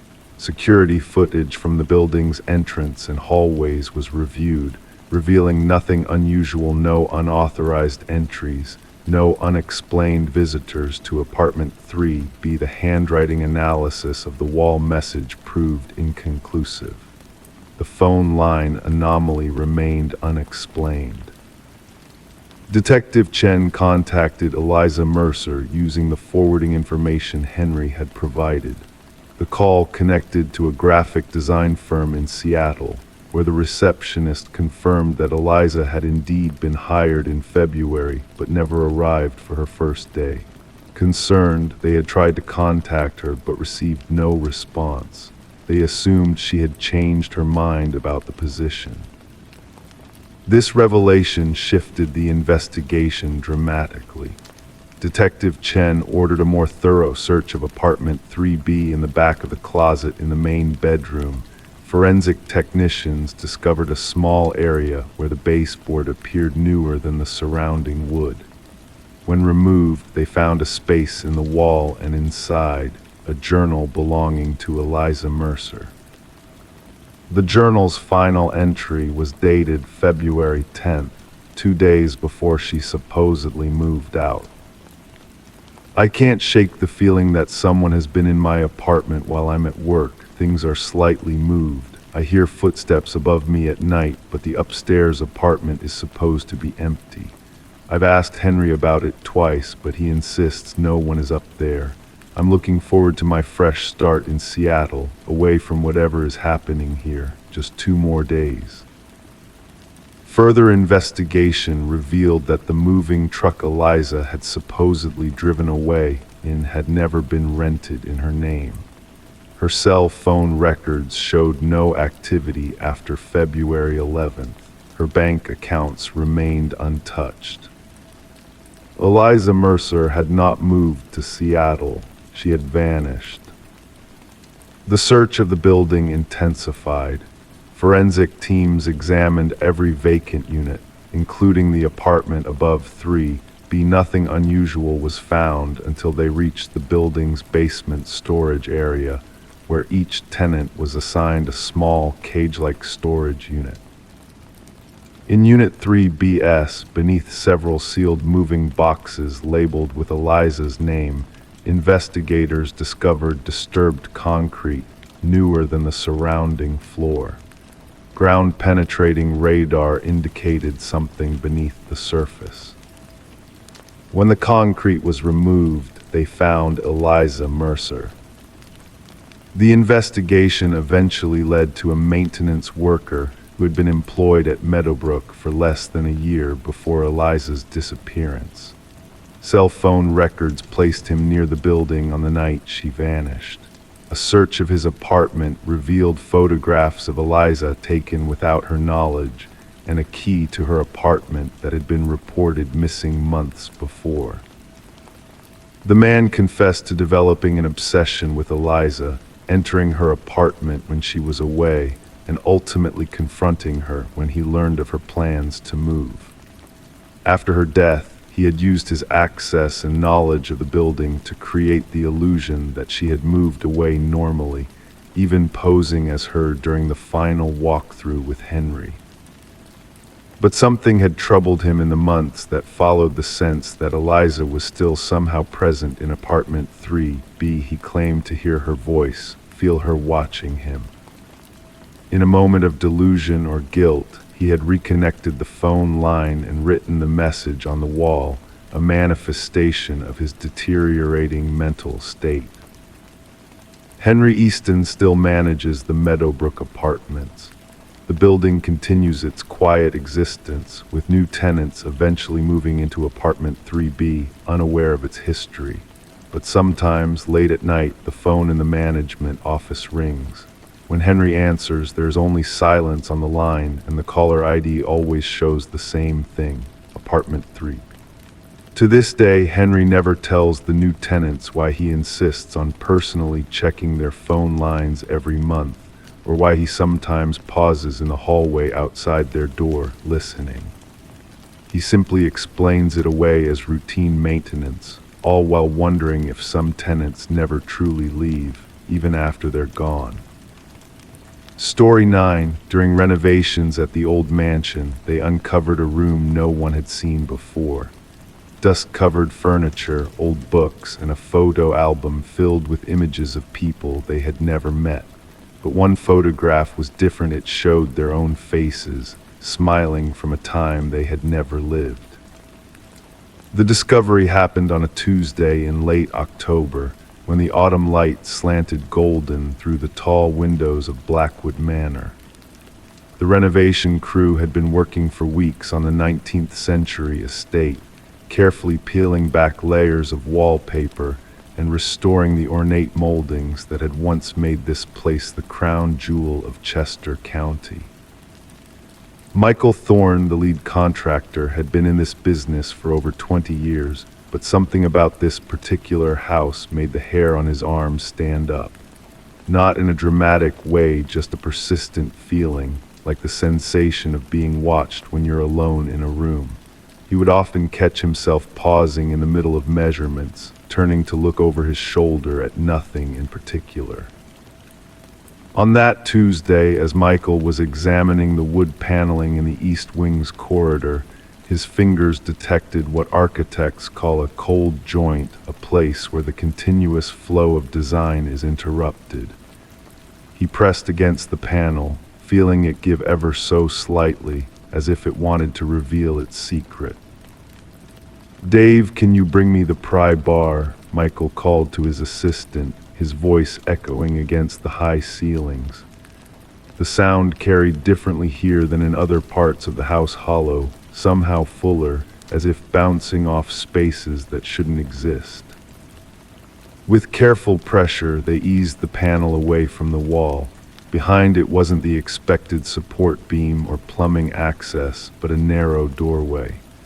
A door painted the same deep burgundy as the house's exterior trim, with a simple brass knob that had tarnished to a dull brown over what must have been decades. The door opened with surprising ease, without the resistance or creak one might expect from a forgotten entrance. Beyond it lay a room approximately 15 feet square, with a single window covered by heavy drapes that allowed only the thinnest ribbon of light to penetrate the darkness. The property's current owner, Elizabeth Harmon, was called immediately. A historian by profession and naturally curious, she arrived within the hour, her breath visible in the cool air of the sealed room as she stepped inside. "This doesn't make any sense," she whispered, moving carefully through the space. "I have the original blueprints. This room isn't on them." The room contained a writing desk positioned beneath the window, a small reading chair with worn-up upholstery, and bookshelves lining the walls. Everything was covered in a thick layer of dust that had settled undisturbed for what forensic analysts would later determine to be approximately 70 years. On the desk lay a leather-bound photo album, its spine cracked with age but the pages preserved inside, protected from light and moisture in this sealed chamber. Elizabeth, wearing the cotton gloves she'd brought from her car, gently opened the cover. The first pages contained what one might expect sepia-toned photographs of people in early 20th century attire, standing stiffly before the manor or seated in its gardens. Names had been carefully inscribed beneath each image in faded ink. Harrison family, summer 1923. Frederick and Eleanor at Christmas, 1927. But as Elizabeth turned the pages, the photographs became increasingly strange. The people were unfamiliar to her, yet they appeared in rooms she recognized from the house. The furnishings, however, were different, more modern than would be appropriate for the periods indicated by the clothing and photographic techniques. Then on the final page was the photograph that would become the central mystery of what journalists would later call the Blackwood anomaly. It showed 5 people standing on the manor's front steps, 3 men and 2 women, dressed in contemporary clothing, smiling casually at the camera. Elizabeth recognized 3 of them immediately, herself, Michael the contractor, and Dave his assistant. The other 2 were Adrian Wells, the architectural historian she had consulted about the renovation, and Sophia Lynn, the real estate agent who had helped her purchase the property. All 5 of them were connected to the house, yet none remembered ever taking this photograph. More disturbing still was the date written beneath it in the same careful handwriting as the other captions. The final 5, September 2022. It was now October 2021. Detective Marcus Reed was assigned to the case after Elizabeth reported the discovery to local authorities. At first, he had approached it as a simple matter of trespassing. Someone had created an elaborate hoax, doctoring photographs and planting them in a concealed room. The thing is, he explained to his partner as they drove to the manor for their third visit, the dust patterns don't lie. That room was sealed up sometime in the early 1950s, according to the forensic team. The photo album was placed on that desk before the room was closed off. But the photograph shows these people in clothes from our time, in positions they swear they never stood in, taken by a camera they never posed for. The detective had requested background checks on everyone connected to the house. Elizabeth Harmon had purchased it 6 months earlier from the estate of Gerald Blackwood, the last surviving member of the family that had built it in 1873. Gerald had died without heirs, and the house had stood empty for nearly a decade before Elizabeth discovered it during her research into the county's historical properties. In the weeks that followed the discovery of the hidden room, strange occurrences began to mount. Dave, the contractor's assistant, resigned after claiming to have seen his own reflection in a window walking through a room he wasn't in. Sophia Lynn, the real estate agent, reported receiving a voice message from Elizabeth discussing renovation details on a day when Elizabeth had been out of town with her phone turned off. Adrian Wells, the architectural historian, became obsessed with the house's structural anomalies. He discovered that the hidden room existed in a space that, according to the laws of physics and architecture, shouldn't be possible given the house's overall dimensions. When measured from the outside, the east wing was exactly 12 feet shorter than the sum of its interior rooms. As November turned to December, the renovation work slowed to a halt. The workers refused to return after a series of unexplained accidents, nothing life-threatening, but too numerous to be coincidence. Tools disappeared only to be found in rooms that had been locked. Freshly painted walls were discovered scraped clean overnight. Detective Reed maintained his professional skepticism, focusing on tangible evidence rather than speculation. The photo album had been sent to the FBI's forensic laboratory for analysis. Their preliminary report confirmed what seemed impossible. The paper and binding dated from the 1940s, but the final photograph used chemical processes not developed until the early 2000s. It was, in the lab's careful phrasing, a temporal anomaly that defies current scientific explanation. On December 21st, the shortest day of the year, Elizabeth invited Michael, Adrian, and Sophia to the house for what she called a confrontation with the impossible. Detective Reed, who had been keeping the property under surveillance, observed their arrival but did not intervene. What happened inside the house that evening has never been fully explained. At precisely 9:17 p.m., neighbors reported seeing all the lights in Blackwood Manor flash brilliantly before going dark. The power company confirmed a localized surge that affected only the manor. When police entered the property the following morning, they found the hidden room had changed. The dust was gone, the furniture rearranged.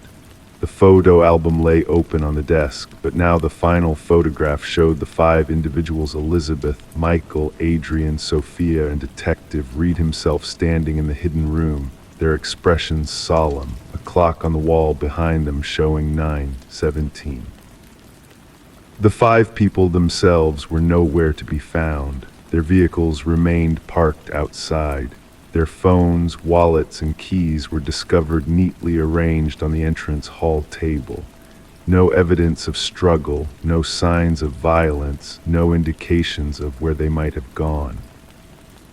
The case remains officially open. The photograph has been studied by experts around the world, with no consensus on how it was created or what it might mean.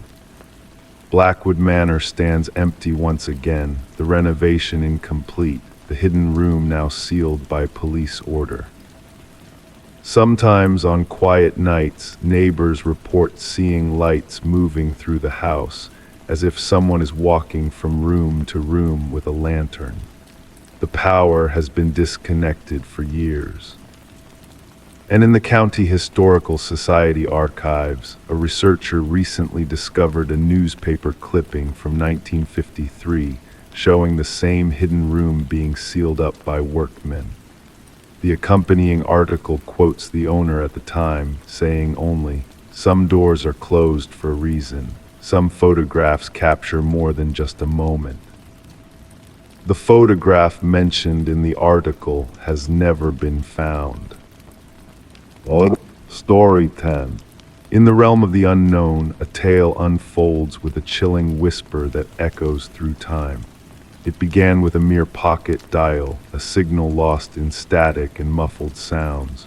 The operator, on the verge of dismissing it as a glitch, was suddenly drawn in by a voice that sliced through the chaos.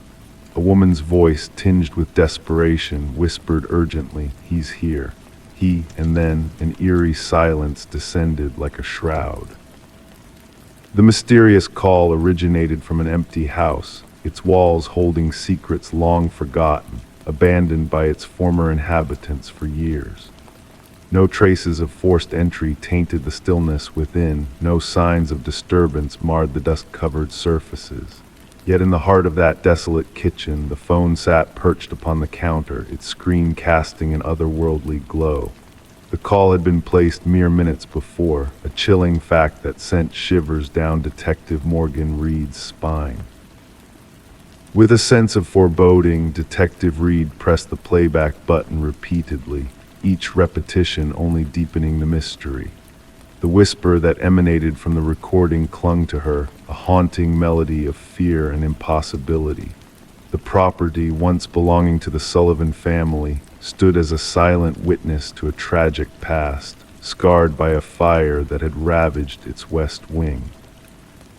Since the Sullivans' departure, the house had remained uninhabited, visited only by a caretaker who swore that no intruders had crossed its threshold.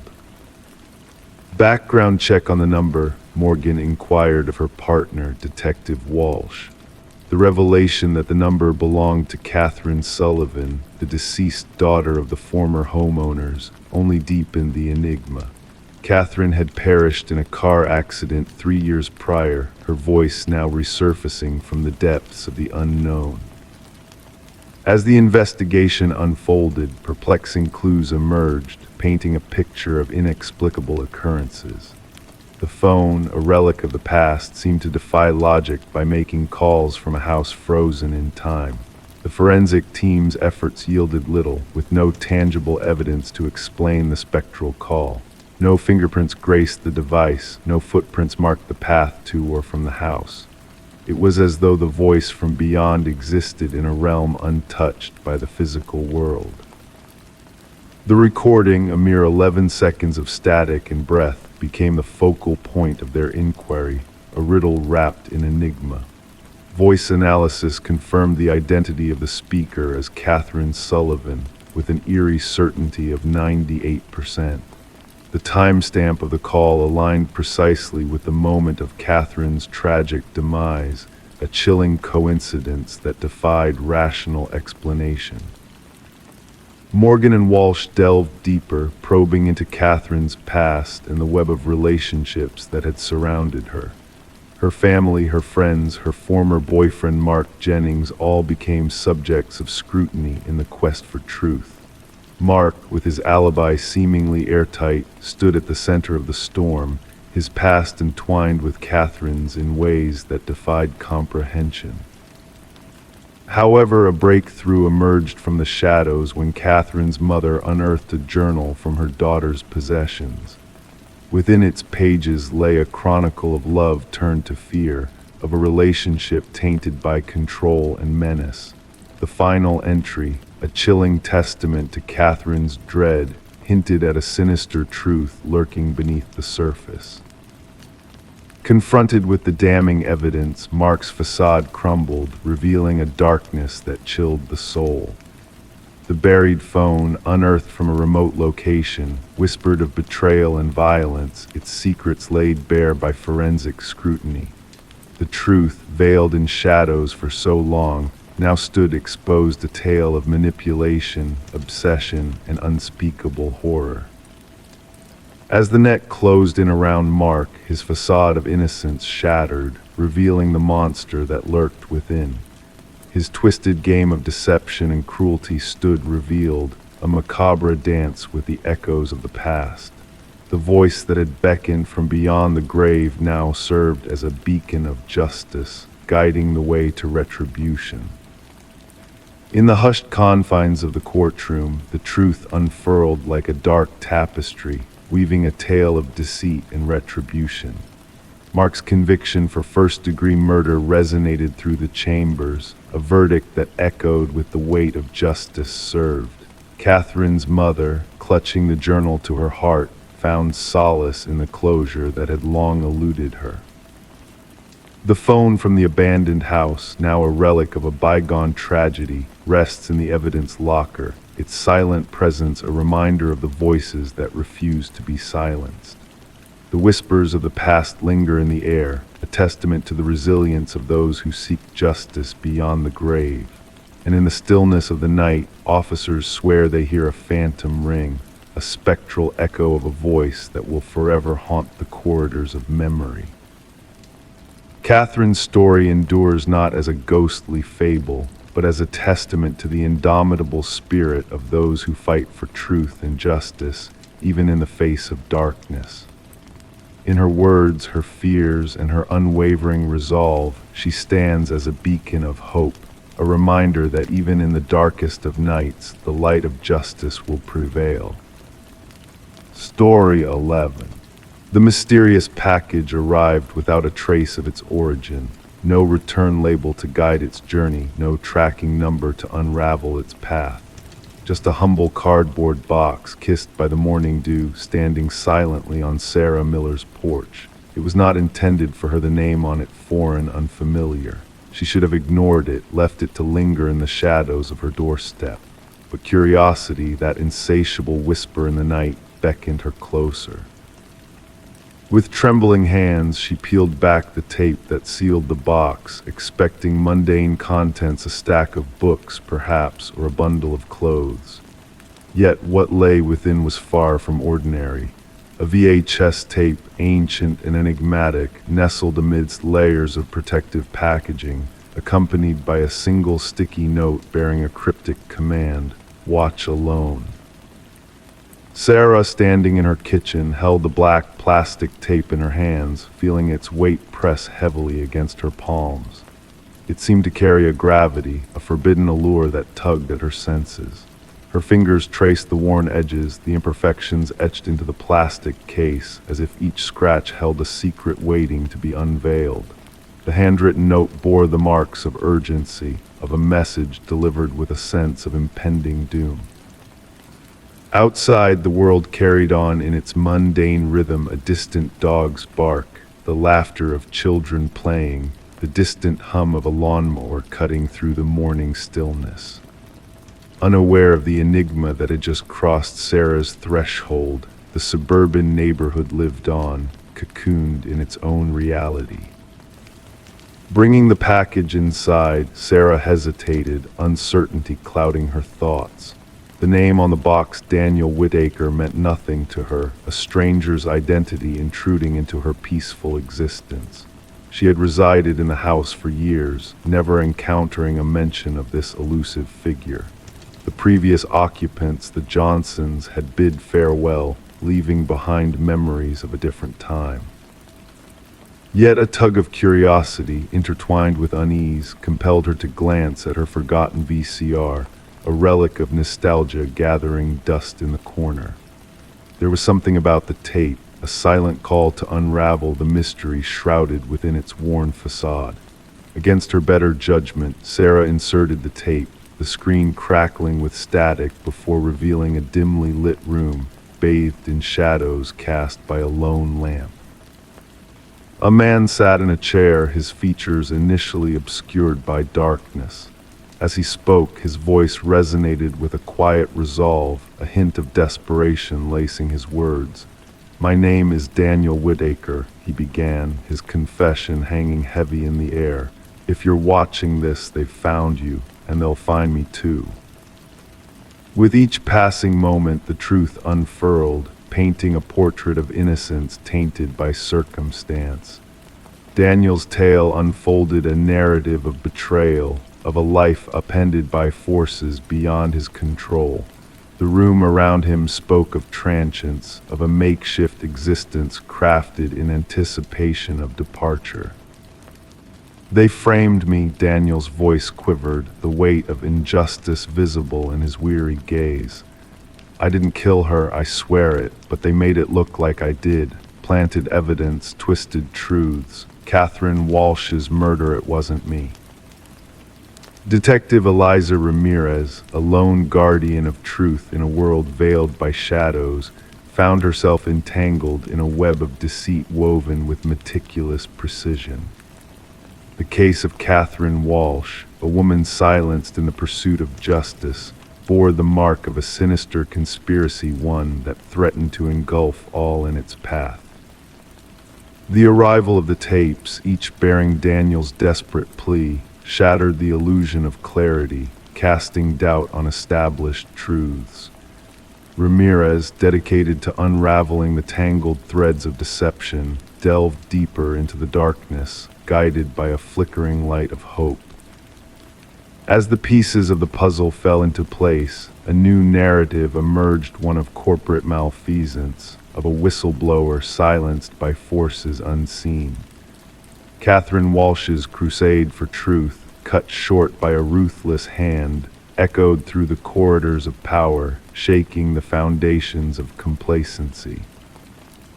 Sarah Miller, a reluctant bystander thrust into the heart of the storm, received a second package, a trove of evidence that laid bare the sins of the powerful.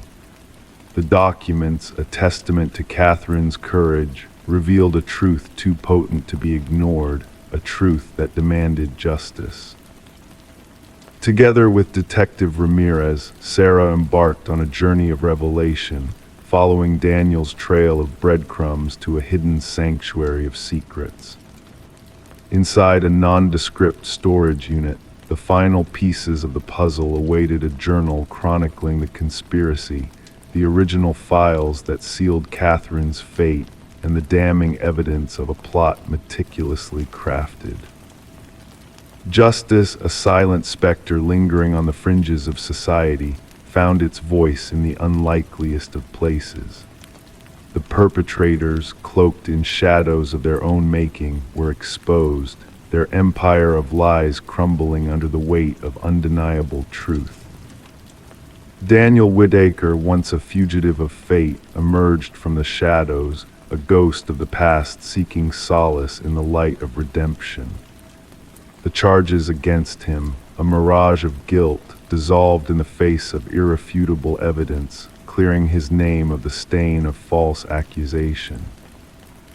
Sarah and Daniel, two souls bound by circumstance, stood face to face, a fleeting moment of understanding passing between them. In the quiet hum of the morning, they found solace in shared silence, a tacit acknowledgement of the fragile line between truth and deception. "Why me?" Sarah's voice, soft and laden with questions, broke the stillness. "Why send it to my address?" Daniel, his eyes weary yet resolute, met her gaze. "The algorithm chose you," he whispered, a hint of a smile playing on his lips. "A stranger in the night, a bearer of truth unbidden."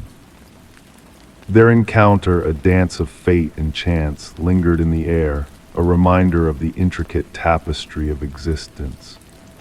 The VHS tapes, silent witnesses to a saga of betrayal and redemption, stood as relics of a truth veiled in mystery, waiting to be unraveled by those brave enough to seek it. Story 12. Once upon a time, in a grand old house, a porcelain doll with painted blue eyes was discovered hidden in the attic, tucked beneath a worn blanket.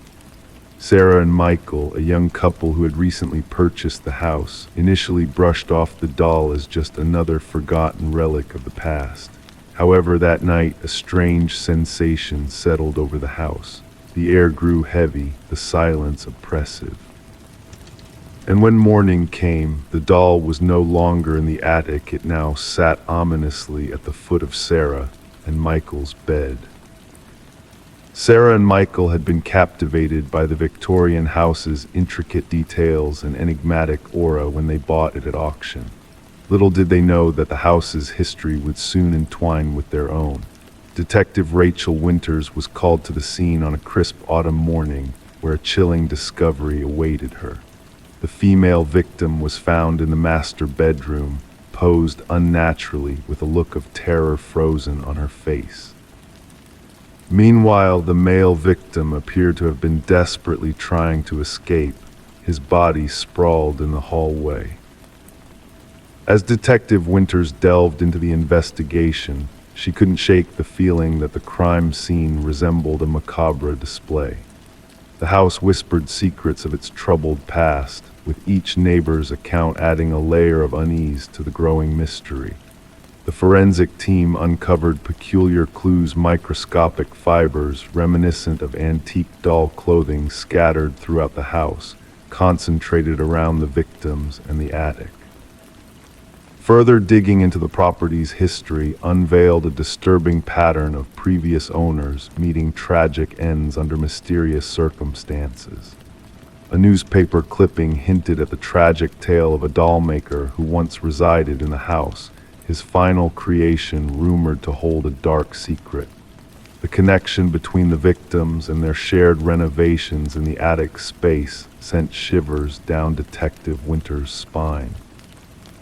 Old photographs hidden in the attic revealed the doll maker's eerie collection, with one doll bearing a striking resemblance to the one found by Sarah and Michael. The images hinted at a haunting reality. The doll seemed to shift positions between frames, a silent specter watching over its domain. Infrared scans unveiled invisible handprints leading from the attic to the master bedroom, a trail of eerie evidence left behind by an unseen force.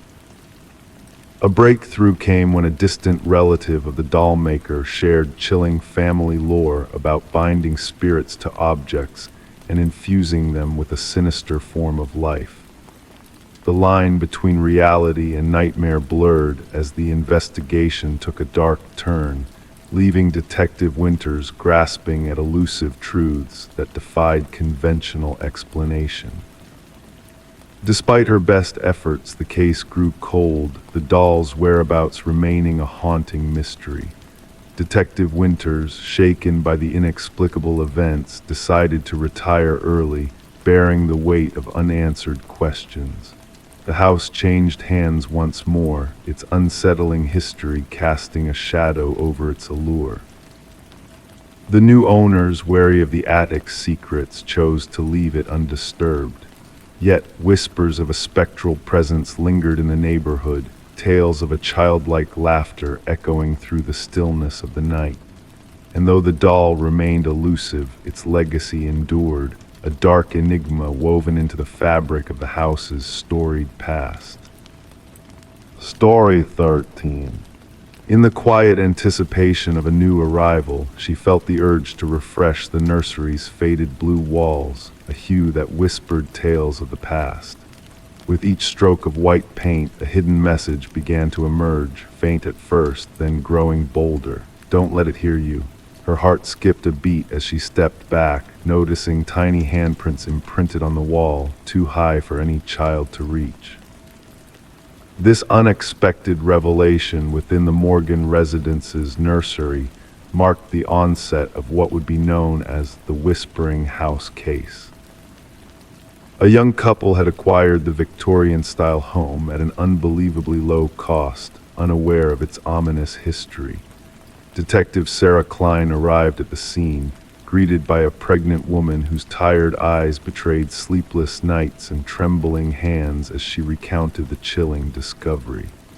The woman shared how the previous owners had vanished overnight, leaving only essentials behind in their hasty departure.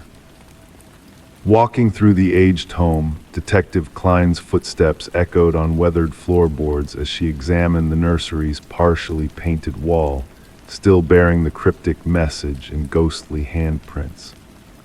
Delving into the property's records, she uncovered a disturbing pattern of frequent ownership changes and unsettling reports from families with children who had resided there. Further investigation revealed the house's connection to Eleanor Blackwood, a widow who once ran an orphanage within its walls, where 5 children had mysteriously disappeared. As the detective pieced together the puzzle, a forensic linguist confirmed the eerie handwriting on the walls matched that of Eleanor's journals, hinting at a dark secret hidden for decades. Upon gaining permission to investigate beneath the basement floor, radar readings unveiled 5 child-sized anomalies buried beneath the concrete.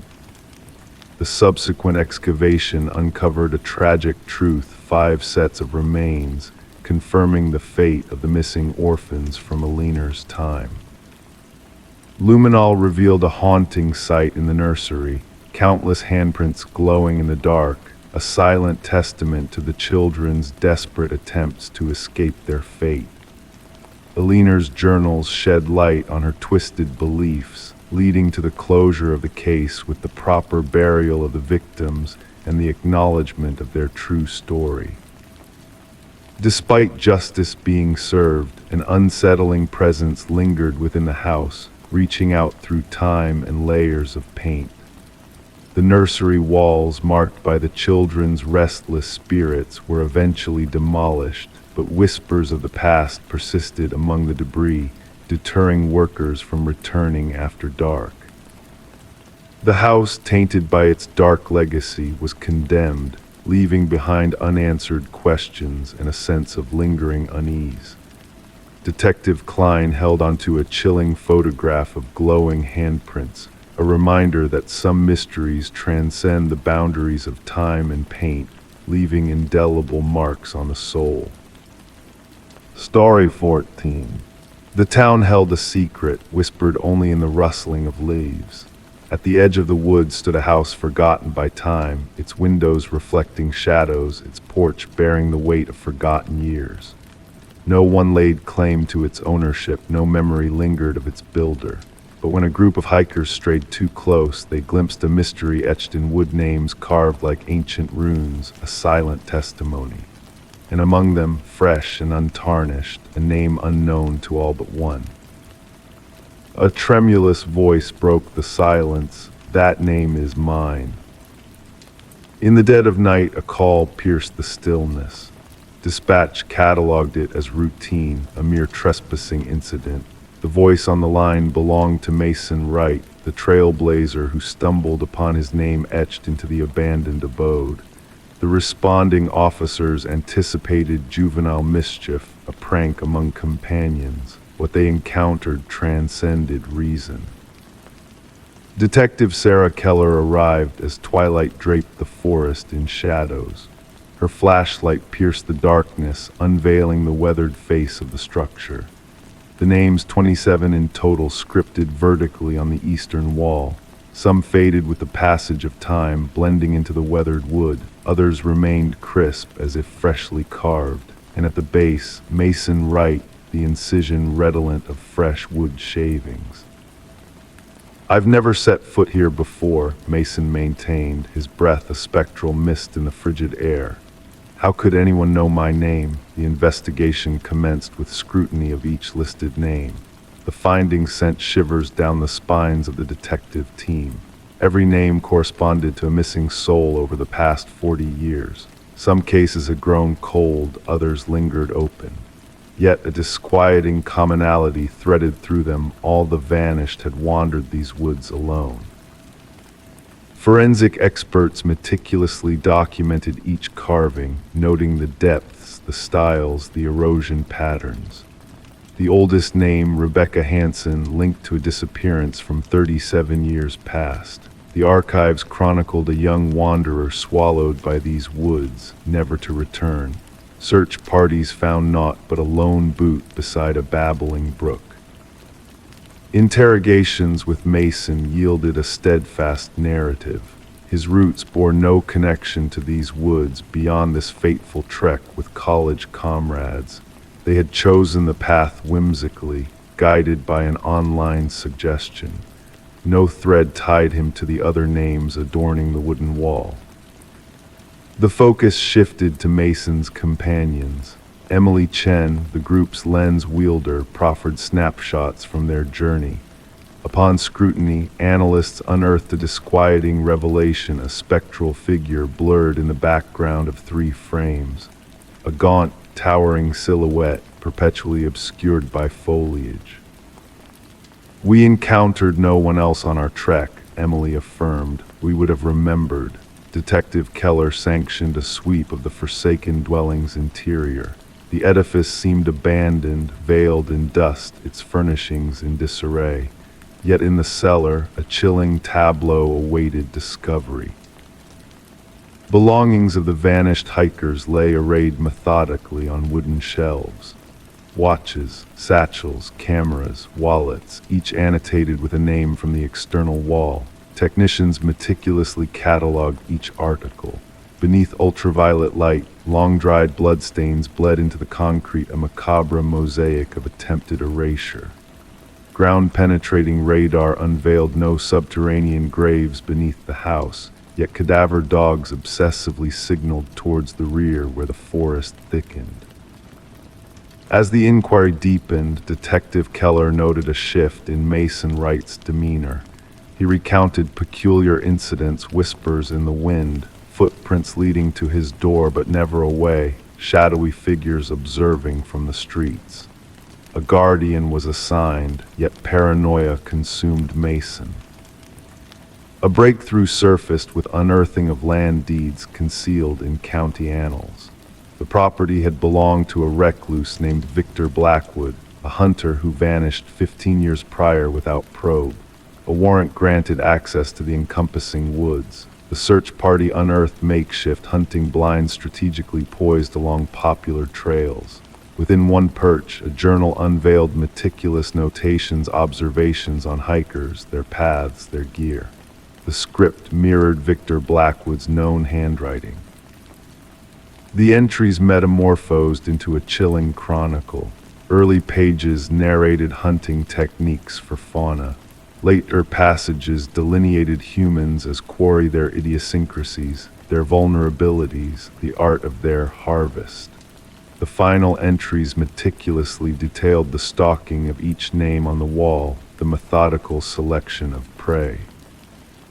A manhunt ensued across jurisdictions, helicopters with infrared sensors scanning the foliage, tactical squads scouring every crevice and cavern, yet the quarry eluded capture.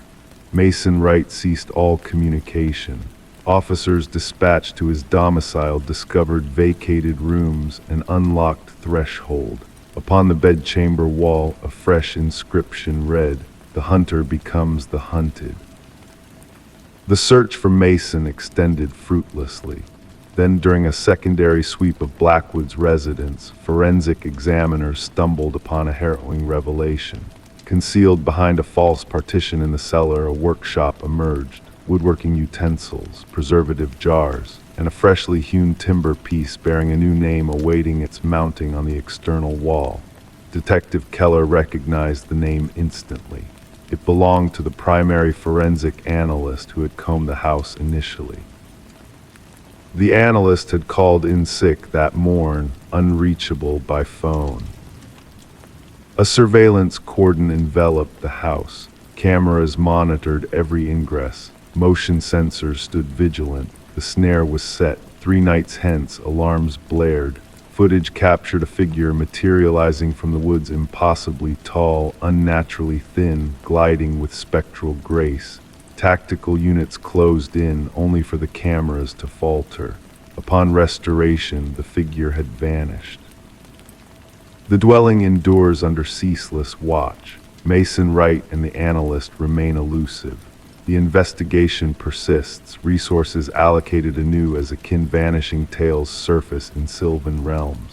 The names on the wall have woven a tapestry of dread among law enforcers. Some shun their utterance, others recoil from the enigma. Local wanderers skirt the dwelling, fearful that mere mention might etch their names into that macabre register, names unspoken and unseen. Story 15, the aging apartment exuded a sense of history, its time-worn walls holding silent secrets within. The heating system emitted a low groan, the pipes occasionally rattling in a familiar rhythm that echoed through the corridors. To the inhabitants, these sounds were merely part of the building's character, nothing to cause alarm. But one resident, a woman whose name was lost to the whispers of time, began to notice something different. One evening, as she sat by the vent, a faint voice drifted through the metal lattice, carrying a haunting melody that beckoned to her.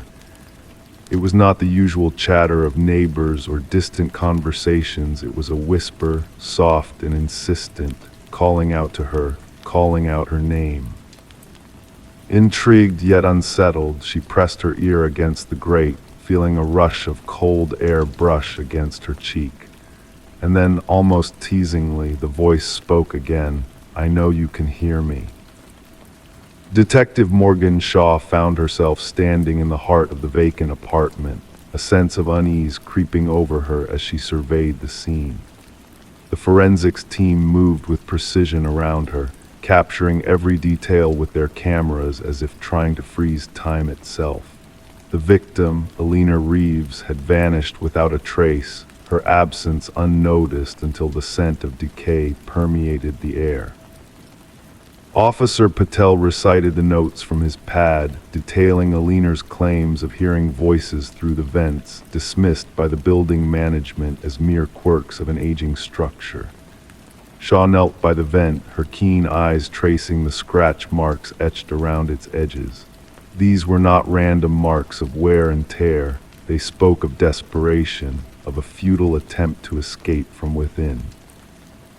Alina, a beloved kindergarten teacher with a penchant for nurturing life, had exhibited signs of distress in the days leading to her disappearance. Her sister, a fragile presence in the face of tragedy, recounted Alina's growing paranoia, her belief that unseen eyes watched her every move, whispered to her through the very walls of her sanctuary. As Shaw delved deeper into Alina's world, she uncovered a tapestry of clues that painted a chilling portrait. Fibers from Alina's cherished cardigan found in the vent, a mysterious fingerprint on the interior of the cover, and haunting audio recordings capturing the essence of fear and longing in Alina's voice. The building itself held a dark past, with tenants fleeing its confines, haunted by unseen forces and spectral whispers. Harold Weber, the enigmatic superintendent, seemed an enigma cloaked in shadows, his calm facade masking deeper truths that Shaw sought to unravel. A hidden passage concealed within Alina's bathroom unveiled a sinister reality, a secret realm where someone had dwelled, unseen and unheard, observing from the shadows, whispering sweet promises of companionship. Weber's meticulously organized files revealed a disturbing obsession, a twisted dance of voyeurism and possession that culminated in Alina's tragic fate. His serene demeanor belied a soul consumed by a twisted sense of connection with his victims, a belief that the building itself whispered to him, guiding his hand in the macabre symphony he orchestrated. As the trial unfolded, the chilling details of Weber's crimes emerged, painting a portrait of a man driven by delusions and a dark thirst for control. The jury's swift verdict condemned him to the shadows, where his whispers would echo unheard, his presence a stain on the very walls that bore witness to his atrocities. The apartment building, now a hollow shell of its former self, stands as a monument to the darkness that once lurked within its walls. Despite attempts to erase the past, the whispers persist, carried on the cold drafts that sweep through the corridors, a reminder of the voices that once called out in the night.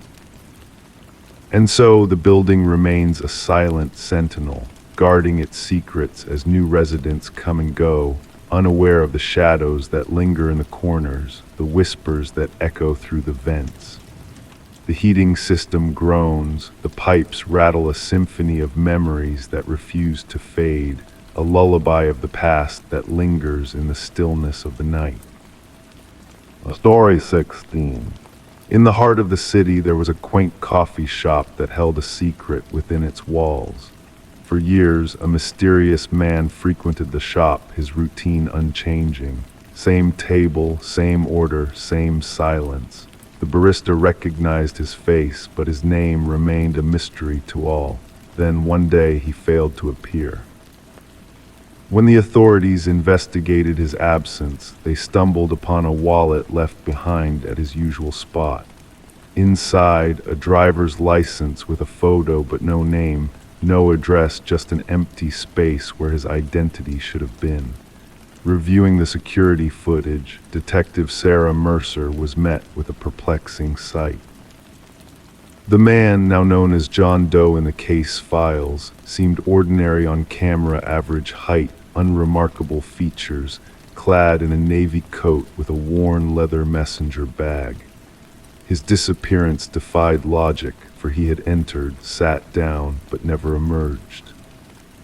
As Mercer delved deeper, she noticed peculiarities in the footage. Each morning, a flicker in the time stamp as John entered the shop, a detail dismissed as a glitch by the tech specialist, but it tugged at Mercer's intuition. Returning to the coffee shop, she scrutinized every corner for answers. Her focus settled on an ancient mirror hanging between the entrance and the restroom hallway. Intricately carved symbols adorned its frame, reminiscent of those in John's enigmatic notebook. The shop owner recounted the mirror's history, revealing it had never been moved since his tenure. A revelation struck Mercer when she touched the mirror, feeling an unexpected warmth emanating from its surface. With the forensics team's arrival, they uncovered a hidden compartment behind it. Inside, a trove of wallets identical to the one left behind, a journal chronicling decades of entries in John Doe's handwriting. The journal hinted at experiments in temporal displacement and identity transference, alluding to a nexus point at the coffee shop where realities converged. Mercer's investigation unveiled a world beyond comprehension, where mirrors served as gateways between parallel existences. Reports emerged of eerie occurrences near the coffee shop, reflections moving independently, phantom sightings of John Doe at his table. An elderly physicist, Margaret Keller, shed light on the enigma. John Doe was Daniel Weston, a brilliant scientist lost to an experiment involving quantum mirrors.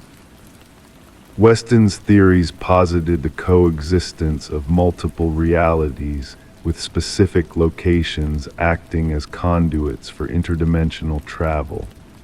The coffee shop stood atop the former laboratory where Weston vanished, the mirror a focal point of his research. In a chilling revelation, Mercer witnessed two versions of Weston in the security footage, existing simultaneously within the mirror's reflection. Rushing to the coffee shop, she found the mirror shattered, a final warning inscribed in Weston's script: "The experiment is complete. The window is closed." The case of the man who defied existence remained unsolved, shrouded in mystery. The coffee shop faded into memory, its secrets buried beneath rubble. Daniel Weston's fate remained unknown, his legacy etched in whispers of parallel worlds. Mercer, haunted by the enigma, retreated from the force, consumed by the echoes of a reality beyond comprehension. On quiet nights, she sits on her porch, transcribing feverishly in a notebook akin to Weston's, a fragment of the antique mirror casting spectral ripples upon her wall. Story 17. In the quiet stillness of the night, a faint flicker disrupted the peace, a mere hiccup in the baby monitor's usual feed. The mother, half asleep, brushed it off as mere interference, a fleeting glitch in the system. But then the crackling static intensified, and a voice, soft and eerie, whispered through the darkness, "SHHH, go back to sleep." A chill crept down her spine, her heart quickening with unease. Hastily she dashed to her son's room, panic rising within her like a rising tide. The crib stood empty, devoid of its precious occupant. The window remained shut, the door securely locked. The only anomaly in the room was a plush rabbit lying askew on the floor, its unblinking black eyes fixed on her with an unsettling gaze. Rebecca's scream pierced the night, a primal cry of anguish and disbelief that echoed through the house, searing her throat raw. The neighbors, stirred from their slumber, dialed emergency services in a flurry of concern. When the authorities arrived, they found her cradling the stuffed rabbit, her world shattered, rocking back and forth on the nursery floor in a haze of shock and despair. Samuel, her 4-month-old son, had vanished without a trace, leaving behind a void that seemed insurmountable. Initial investigations yielded little, a frustrating puzzle with missing pieces. No signs of forced entry marred the pristine facade of the home, the security system standing sentry throughout the night. The baby monitor footage, once innocuous, now held a sinister weight, capturing that haunting voice and crackling static that defied all logic. How could someone infiltrate a locked sanctuary, snatch a child, and vanish into the night without a trace, save for a discarded toy? Suspicion clouded the air, settling heavily on Rebecca's shoulders. Her husband, Daniel, absent on business, cast a shadow of doubt over their strained marriage. Medical records whispered of her silent battles with postpartum depression, painting her in shades of vulnerability and suspicion. The detective's keen eye noted her unnervingly composed demeanor, a stark contrast to a mother robbed of her child. A breakthrough, faint but significant, emerged from the shadows of uncertainty. Microscopic fibers, alien to the household, clung to the nursery windowsill, a silent witness to an intruder's clandestine entry. A rare climbing rope, its fibers entwined with secrets, hinted at a skilled trespasser scaling the walls of their haven. The focus shifted, unraveling a web of deceit and betrayal. Security footage, a silent observer in the night, revealed a phantom figure prowling in the darkness, a ghostly presence with sinister intent. A footprint, half hidden in the garden soil, bore the mark of a specialized boot, a tool of the trade for military operatives and seasoned climbers. Rebecca faded into the background as Daniel, returning with a facade of confusion and heartache, stepped into the spotlight of scrutiny. His hands, marred by unusual calluses, betrayed a hidden truth, a hobby turned sinister in the face of scrutiny. Rock climbing, a guise for stress relief, now cast a shadow of suspicion on his actions. Financial records whispered of dark intentions, a life insurance policy on Samuel's innocent life, a pact sealed with deceit and greed. The web tightened, ensnaring him in a trap of his own making. Phone records, a digital breadcrumb trail of deceit, led to an unknown number now silent, a whisper of collusion in the night. A second family, hidden in the shadows of his past, surfaced like a specter, a revelation that shattered Rebecca's world anew. The baby monitor, once a guardian of peace, unveiled a darker truth through digital forensics, a tale of manipulation and betrayal. In a dimly lit basement, the truth lay in wait, a specter of the past brought to light. Samuel, cradled in the arms of a woman named Elaine, emerged from the shadows, a survivor of a twisted game of love and loss. Daniel's first wife, a ghost from his past, haunted by a miscarriage that tore their world asunder, now stood at the center of a storm of deception. Her vacant eyes met the harsh reality of justice, her hands bound in chains of consequence. The echoes of the past reverberated through the courtroom, a tale of love turned sour, of lost driving souls to the brink of madness. Daniel's protestations fell on deaf ears, his climbing gear a damning testament to his sins. The trial, a somber affair cloaked in shadows, unveiled the chilling truth in the hush of the courtroom. The enhanced audio, a haunting melody of betrayal, echoed through the halls, laying bare the guilt that tainted the night Samuel vanished. Daniel's cough, a telltale echo of his presence at the scene of the crime, sealed his fate in the eyes of justice. The verdict, swift and unyielding, cast a pall over their lives, a sentence befitting their crimes against innocence. Rebecca, a phoenix rising from the ashes of despair, gathered her son close, seeking solace in a world free from shadows. The baby monitor, a silent witness to their ordeal, stood as a testament to the resilience of a mother's love. In the quiet hum of the night, as sleep claimed the world in its gentle embrace, Rebecca tucked away the stuffed rabbit, its eyes a silent reminder of the darkness they had faced.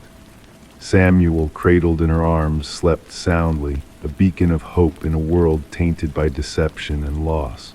The monitor, a guardian of truth in a realm of shadows, whispered a lullaby of peace, a promise of safety in the darkness. And as the night unfolded its velvet curtain, a new chapter began, bathed in the soft glow of a mother's love and a child's innocence. A tale of resilience and redemption in the face of unspeakable darkness. Story 18.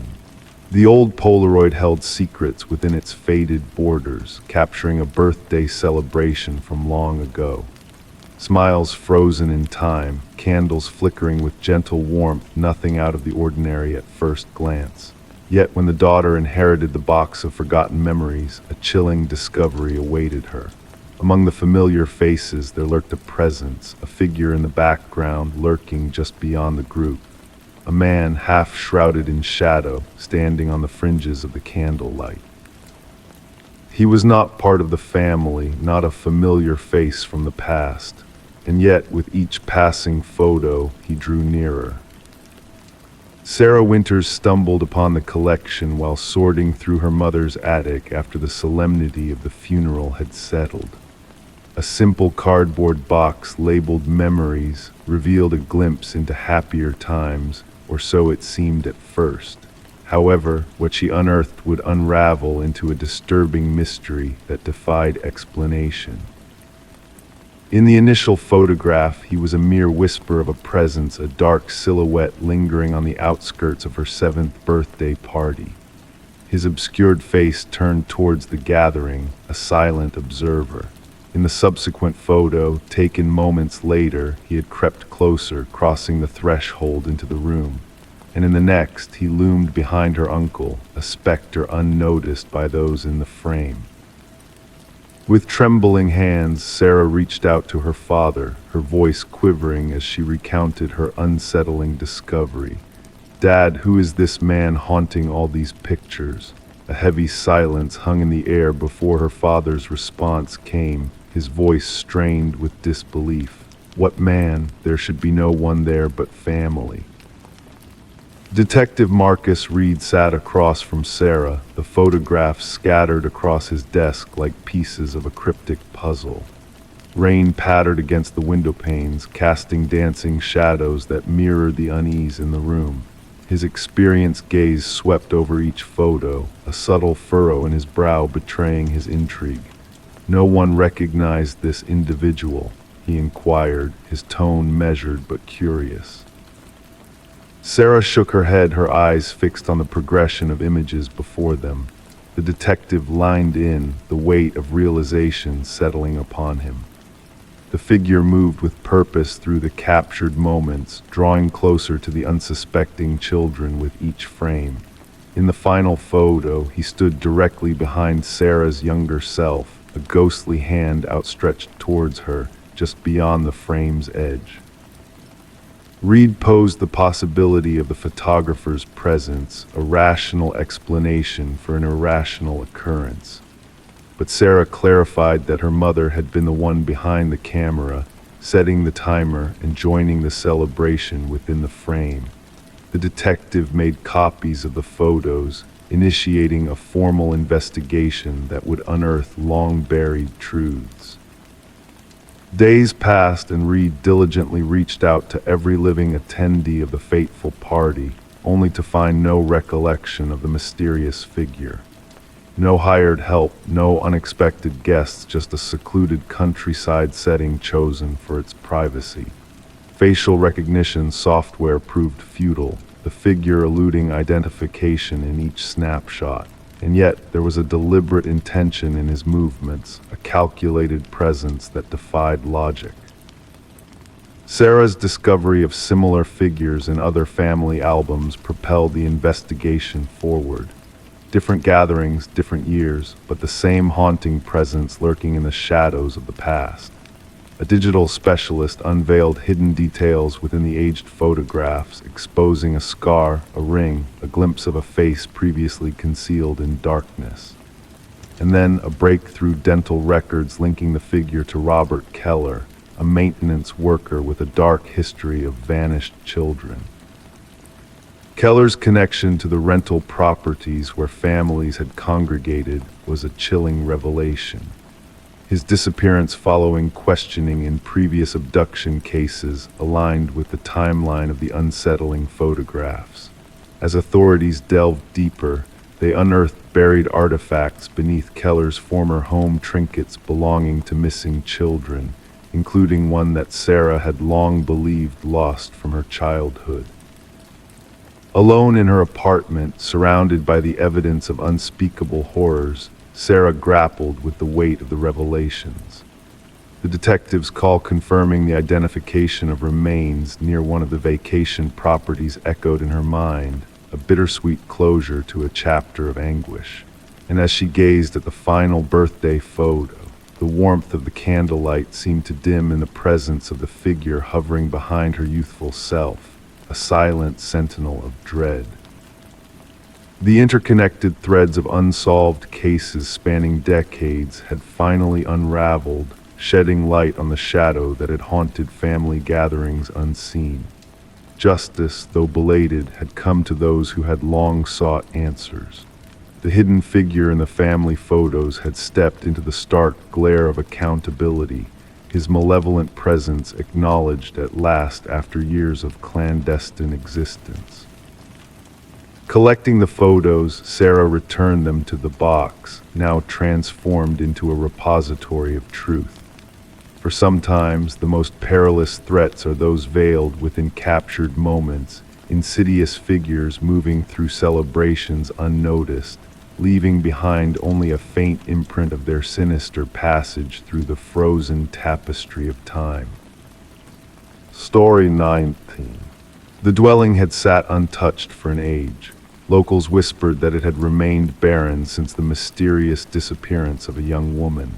However, when the new occupants crossed the threshold, they encountered a locked bedroom, its secrets concealed within.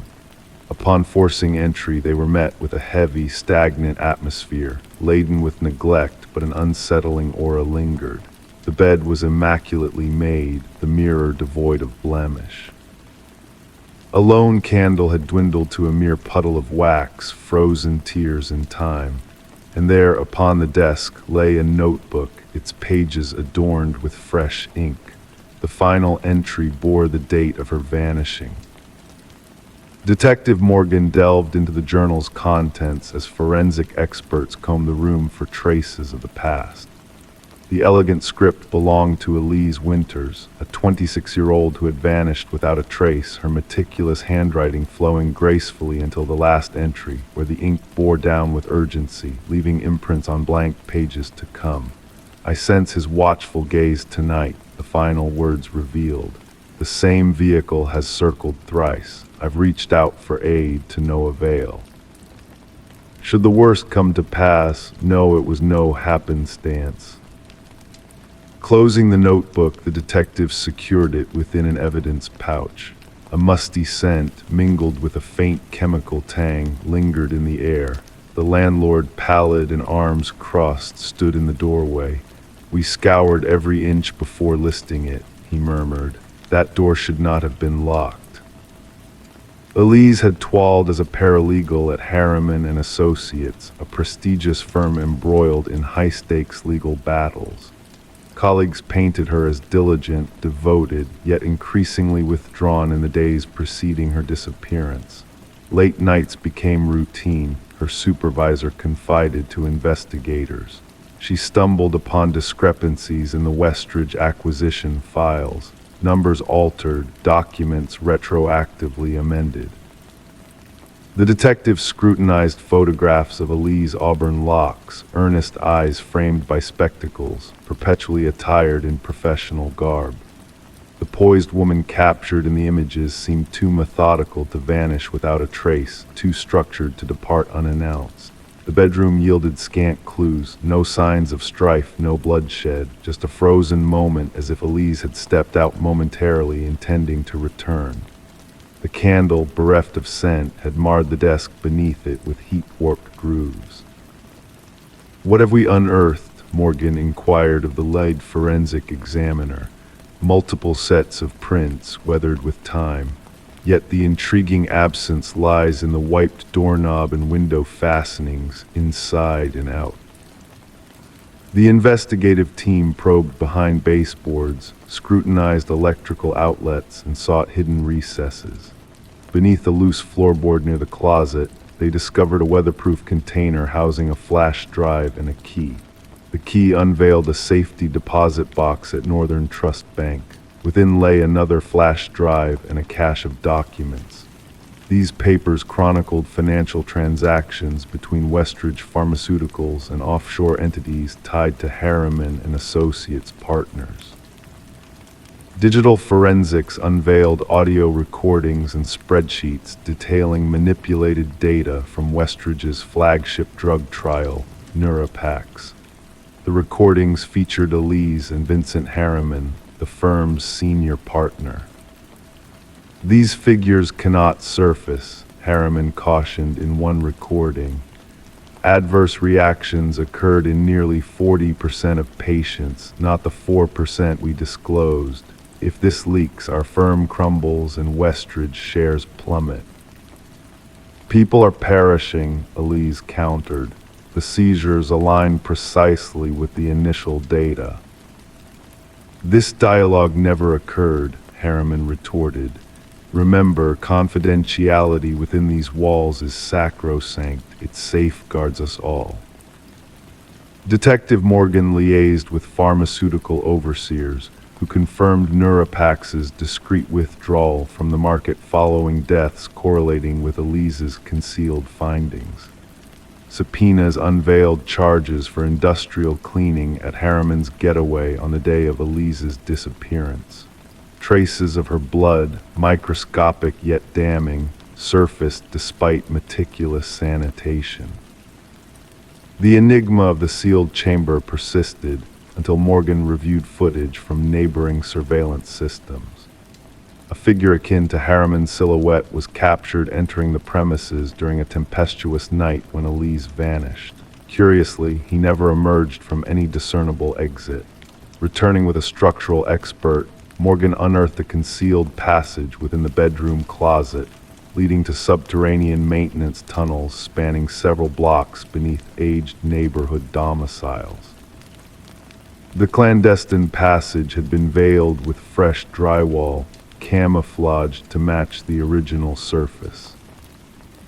During a boardroom session, authorities apprehended Vincent Harriman. Confronted with irrefutable proof, he maintained his innocence, ascribing Elise's demise to her plan of fleeing with incriminating data. She grew unhinged, paranoid, he protested, fabricating evidence to tarnish our firm after a promotion denial. The jury rendered a contrary verdict. Surveillance footage from Elise's covert camera, nestled within a bookend, depicted Harriman entering her quarters that fateful night. The recording terminated abruptly as he approached her desk where she transcribed her final words. Prosecutors posited that after Elise's demise, Harriman secured the room from within using a rudimentary contrivance of string and a hook, absconding through the covert passage. Years later, he revisited, eradicating vestiges that could indict him, unwittingly preserving the scene for investigators. Harriman received a first-degree murder conviction, despite Elise's remains never being retrieved. Harriman and associates executives embroiled in the scandal faced separate indictments. Families of Neuropac's victims instigated a class-action suit, unraveling systemic deceit. At the sentencing, Elise's mother addressed the court. "My daughter's sanctum remained inviolate, safeguarding the verity she sacrificed to unveil. She never truly departed that chamber." Her quest for rectitude remained ensconced, awaiting revelation. The new tenants balked at moving in. The domicile stood vacant once more, its enigmas laid bare yet unburied. Locals circumvented it post-dusk, some alleged glimpsing a flicker in the upper casement, the very chamber where a young woman waged her final stand against formidable forces who presumed their sins cloaked eternally. Justice arrived for Elise Winters, not in life, but in the testament she bequeathed. The chamber she never truly forsook became both her sepulcher and her testimony. Story 20, The House of Hidden Eyes. The realtor's listing made no mention of a basement. The blueprints, meticulously studied, revealed no trace of it. Yet, as the family carefully peeled back the worn carpet in their new home, a discovery awaited them: a door concealed beneath the floorboards. A door with a heavy, rusted handle that resisted their efforts to open it. With combined strength, they finally managed to reveal what lay beyond. A rush of stale air, thick with the scent of damp earth, greeted them as they descended the steps into the darkness below. Expecting to find a storage space, their eyes beheld a strange sight instead. A solitary chair occupied the center of the room, illuminated by a single swaying light bulb above, and on the wall behind the chair, a chilling display photographs of themselves. Images captured from within the confines of their own home, taken without their knowledge or consent. The Mercer family had moved into the suburban property during a harsh winter, drawn to the character and history they believed the house possessed. Little did they know the depths of history hidden within its walls, ready to entwine with their own lives in unforeseen ways. Detective Sarah Connors arrived at the scene, accompanied by her partner and a team of forensic experts. Yellow tape fluttered around the perimeter, sealing off the mysterious basement from prying eyes. Mrs. Mercer's voice trembled as she recounted the shocking discovery beneath their living room floor. Connors wasted no time, instructing her team to document every detail before further exploration. Gloved hands expertly operated cameras, capturing the eerie scene. The wooden steps groaned underfoot as they descended into the compact basement, its concrete walls painted a drab gray. In the heart of the room, the bolted chair stood as a silent sentinel under the harsh glare of the bare bulb. But it was the row of 37 photographs on the wall that held the key to the unsettling mystery. Each image meticulously arranged in chronological order, capturing intimate moments of the Mercer family's daily life. As the investigation unfolded, it became clear that this intrusion had spanned generations of previous owners. Families had come and gone, unaware of the hidden eyes that watched their every move. No signs of forced entry, no theft, just a pervasive invasion of privacy that left a chilling imprint on each resident. Interviews with past owners revealed a tangled web of deceit and concealment surrounding the property's history. Blueprints altered, permits withdrawn, records redacted. The house seemed to guard its secrets with a malevolent intent. A breakthrough came with the revelation of a hidden monitoring station behind the wall of photographs. A journal filled with obsessive observations of each family pointed to the original builder, Edward Kelvin, as the mastermind behind the clandestine surveillance. Kelvin's presence, long thought to be a specter of the past, manifested in the form of a wiry recluse found within the very walls he had constructed. His delusions painted the families as unwitting actors in his private drama, their lives meticulously documented for his voyeuristic pleasure. The trial that followed exposed the extent of Kelvin's surveillance network, a twisted labyrinth designed to capture every moment of his residents' lives. As the house was razed to the ground, the families haunted by the knowledge that their sanctuary had been violated in ways they could never have imagined. In quiet moments, they still cast wary glances at the corners of rooms, wondering if the shadows held more than just memories. The legacy of Edward Kelvin's obsession lingered, a silent specter that whispered of the unseen eyes that had watched, unblinking, from the hidden recesses of the house. Story 21. The river flowed lazily that morning, its surface smooth as glass, reflecting the early light with a serene calmness. The fisherman, lost in his thoughts, almost missed the sight of a suitcase bobbing near the shore.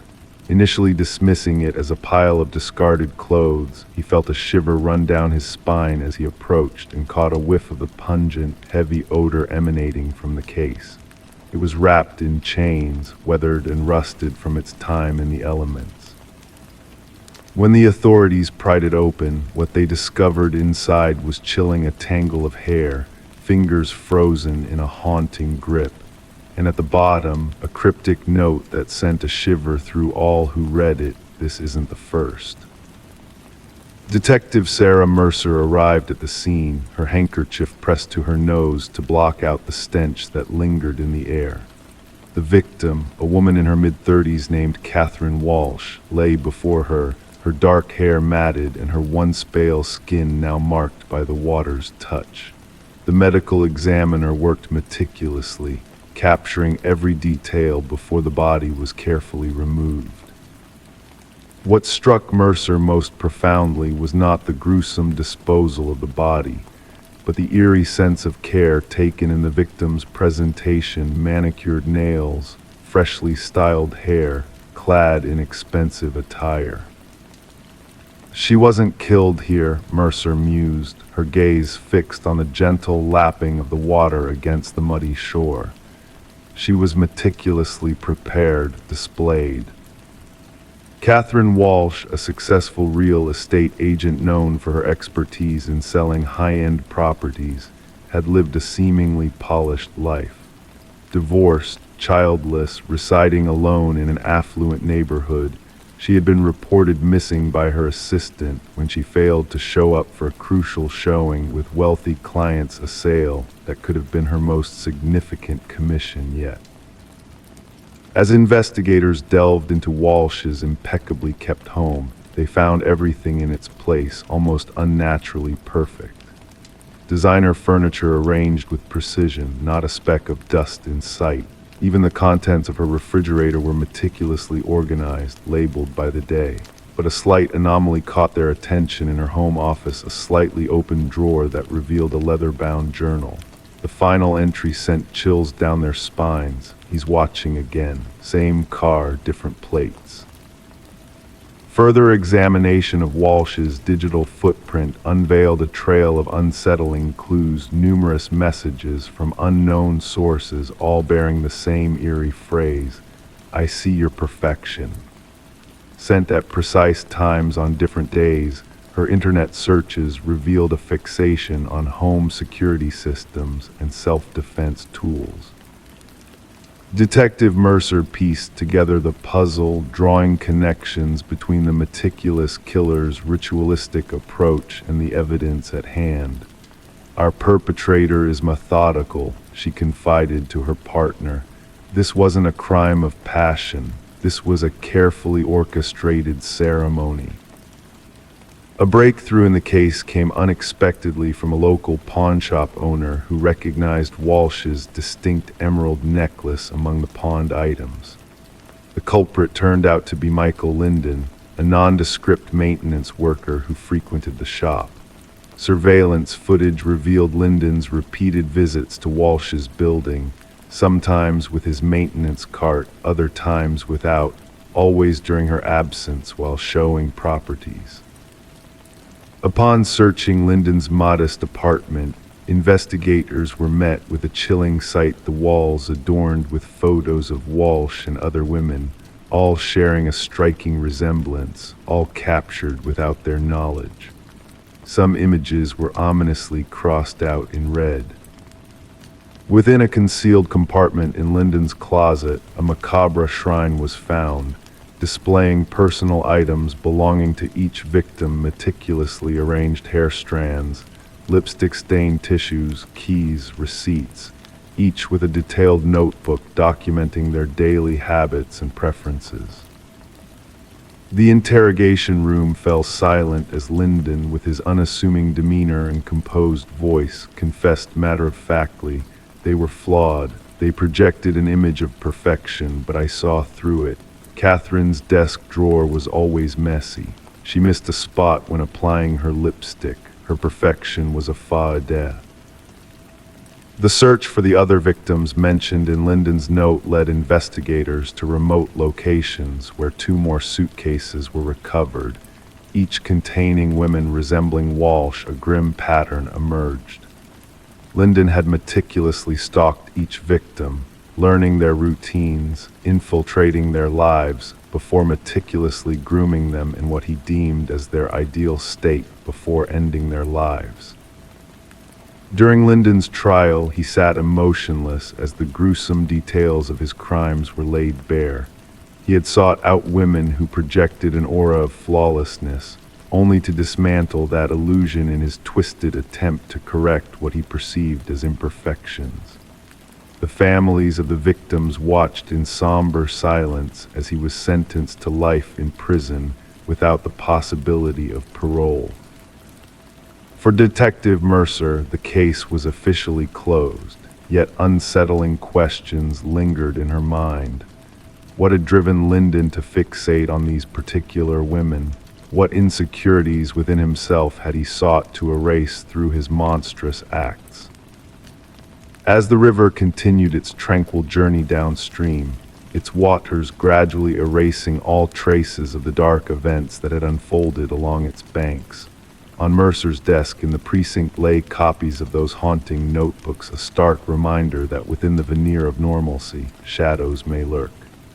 The most dangerous predators, she realized, were often those who walked among us, concealed by the guise of normalcy, waiting for the tiniest flaw to reveal their true nature. Story 22. The aged apartment held its secrets, its quirks murmuring through the pipes and whispering across the creaking floorboards. Yet the new tenant sensed a presence beyond the ordinary. The footsteps, too deliberate, too steady, echoed from above, a haunting rhythm that defied explanation. She dwelled on the topmost floor, far removed from any earthly intruder. One fateful night, a surge of courage propelled her to tap the broomstick against the ceiling. The sound ceased. Silence lingered, pregnant with anticipation. Then, a solitary knock reverberated from within the ceiling itself. Sarah Coleman harbored the unsettling encounter within. shielding it from prying eyes and dismissing it as mere echoes of the building's settling bones, or perhaps a stray creature seeking refuge in the attic's shadows. Night after night, the methodical footfalls traversed her ceiling, threading a chilling path through the darkness. She adapted, drowning out the phantom steps with heightened television volumes and bedside headphones, a fragile shield against the unseen intruder. Detective Morris stumbled upon the apartment's enigma through a chance revelation, as a maintenance worker unearthed a concealed crawlspace during routine repairs. A leak in the hallway prompted the removal of a section of drywall, revealing a clandestine passage unaccounted for in the building's blueprints. Within this hidden realm, a makeshift living space unfolded before the workers' eyes, a jarring juxtaposition of food remnants, discarded bottles, a tattered blanket, and a weathered journal. The building's superintendent promptly summoned the authorities, ushering Detective Morris and his partner, Detective Rivera, into the shadowed corridors of mystery. The maintenance worker, haunted by the discovery, muttered of a spectral presence dwelling within the walls, of eyes that watched unseen. The journal chronicled Sarah Coleman's existence in meticulous detail, her routines, her interactions, her very essence laid bare on weathered pages. The script, once precise, descended into chaotic scribbles, punctuated by cryptic symbols etched in desperation. The subject resists my influence, the final entry lamented. She defies me, none can evade my gaze. Forensic scrutiny unveiled fingerprints estranged from all databases, an intricate labyrinth of clandestine passages dating back decades entwined within the building's structure.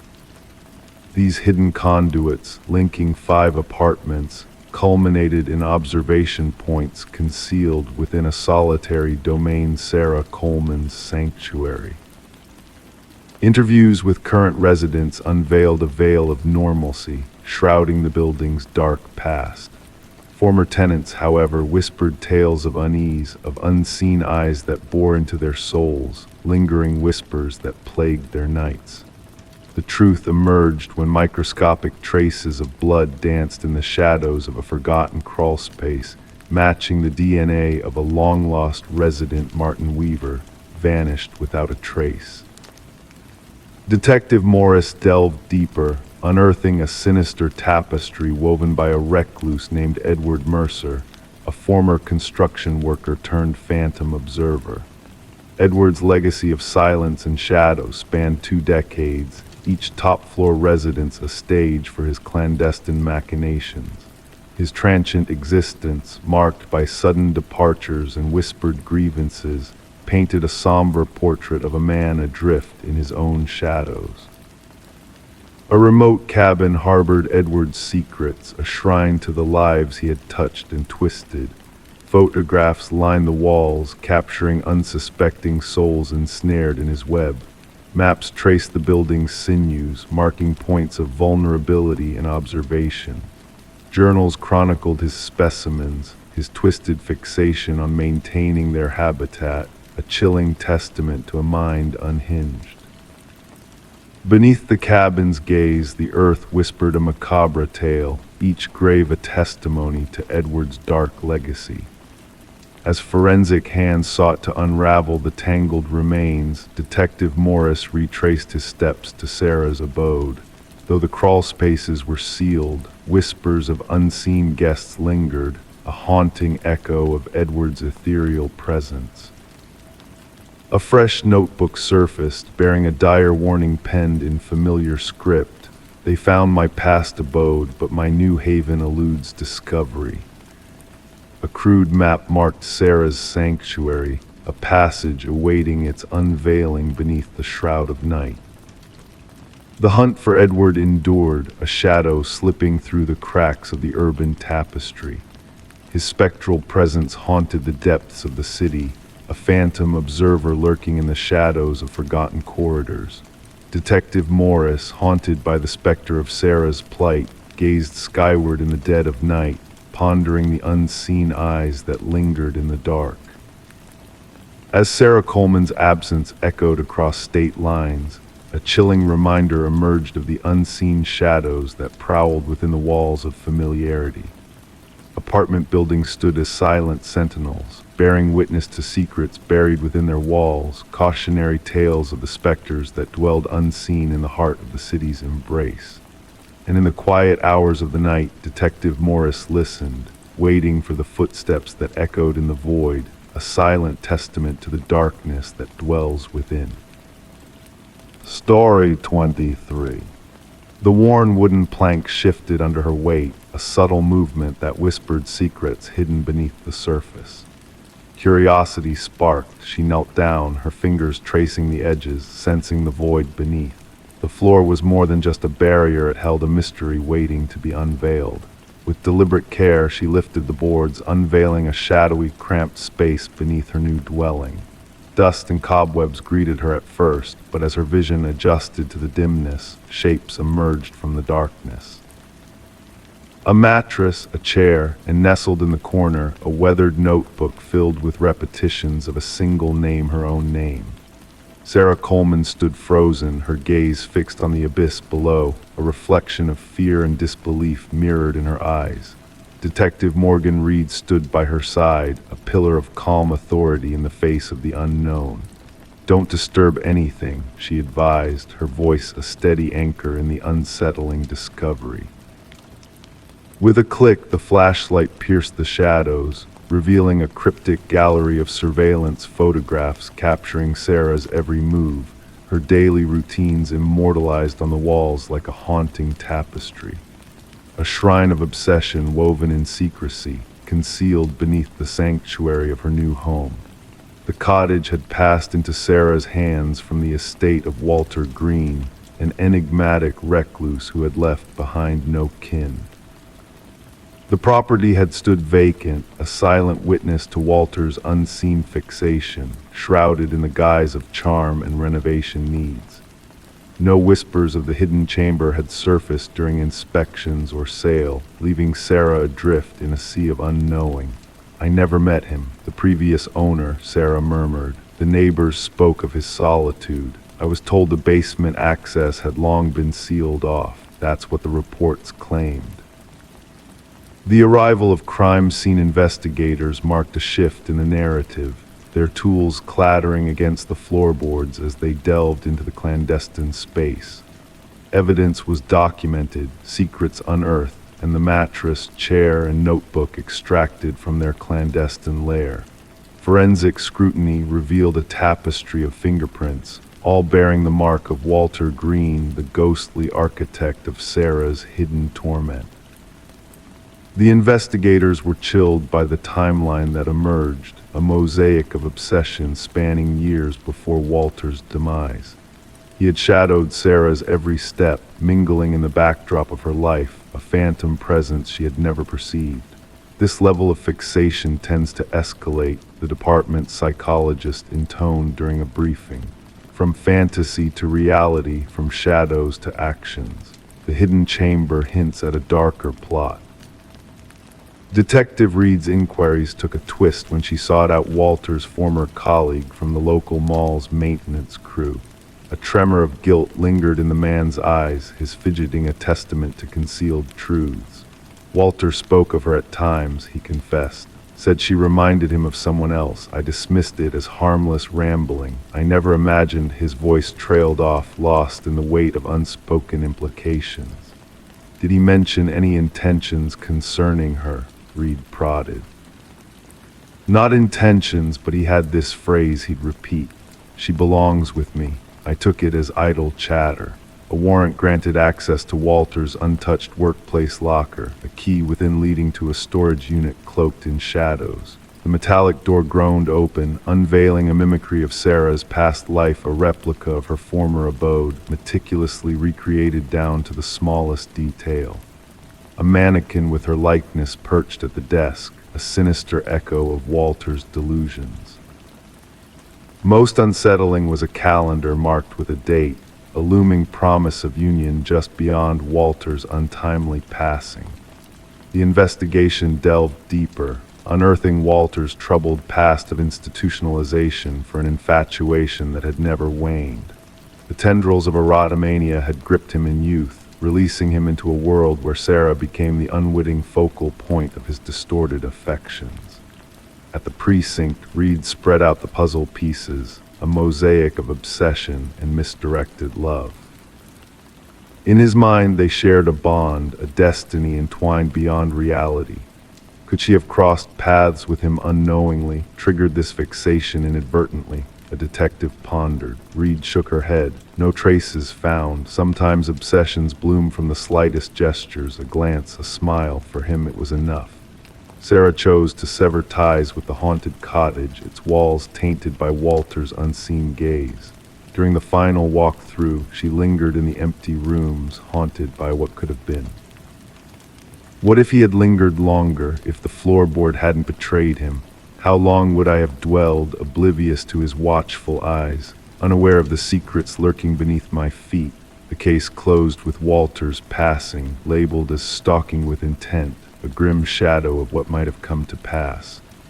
Sarah vanished into the horizon, her routines altered, her guard raised against unseen threats. Detective Reed kept a silent vigil, a guardian angel in the shadows, watching over a life that had narrowly escaped a darker fate. The cottage found new occupants, unaware of the specter that had once dwelled beneath their feet. The hidden chamber lay dormant, its mysteries sealed, its whispers of danger fading into the past. Life flowed onward, a river unbroken by the shadows that lingered in the crevices of memory. But for those privy to the truth, the tale of the room beneath the floor lingered an echo of unseen perils, of phantoms who slipped through the grasp of justice, and of souls who danced on the precipice of their own oblivion. Story 24.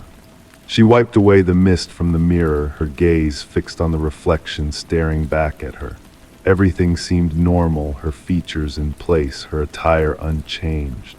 Yet an unsettling feeling crept over her the longer she looked. A flicker caught in the corner of her eye, a movement not of her own making. Turning away, she expected the reflection to follow suit, but it remained motionless, observing her every move. Thus began the enigmatic tale of Rebecca Thorne, sparked by that eerie incident in her bathroom. Residing in a modest apartment nestled in a serene suburban enclave, Rebecca led a solitary existence. Her acquaintances described her as meticulous, introverted, a woman who preferred solitude but maintained a polite rapport with her neighbors. Employed as a data analyst for a medium-sized firm, her days revolved around routines and precision.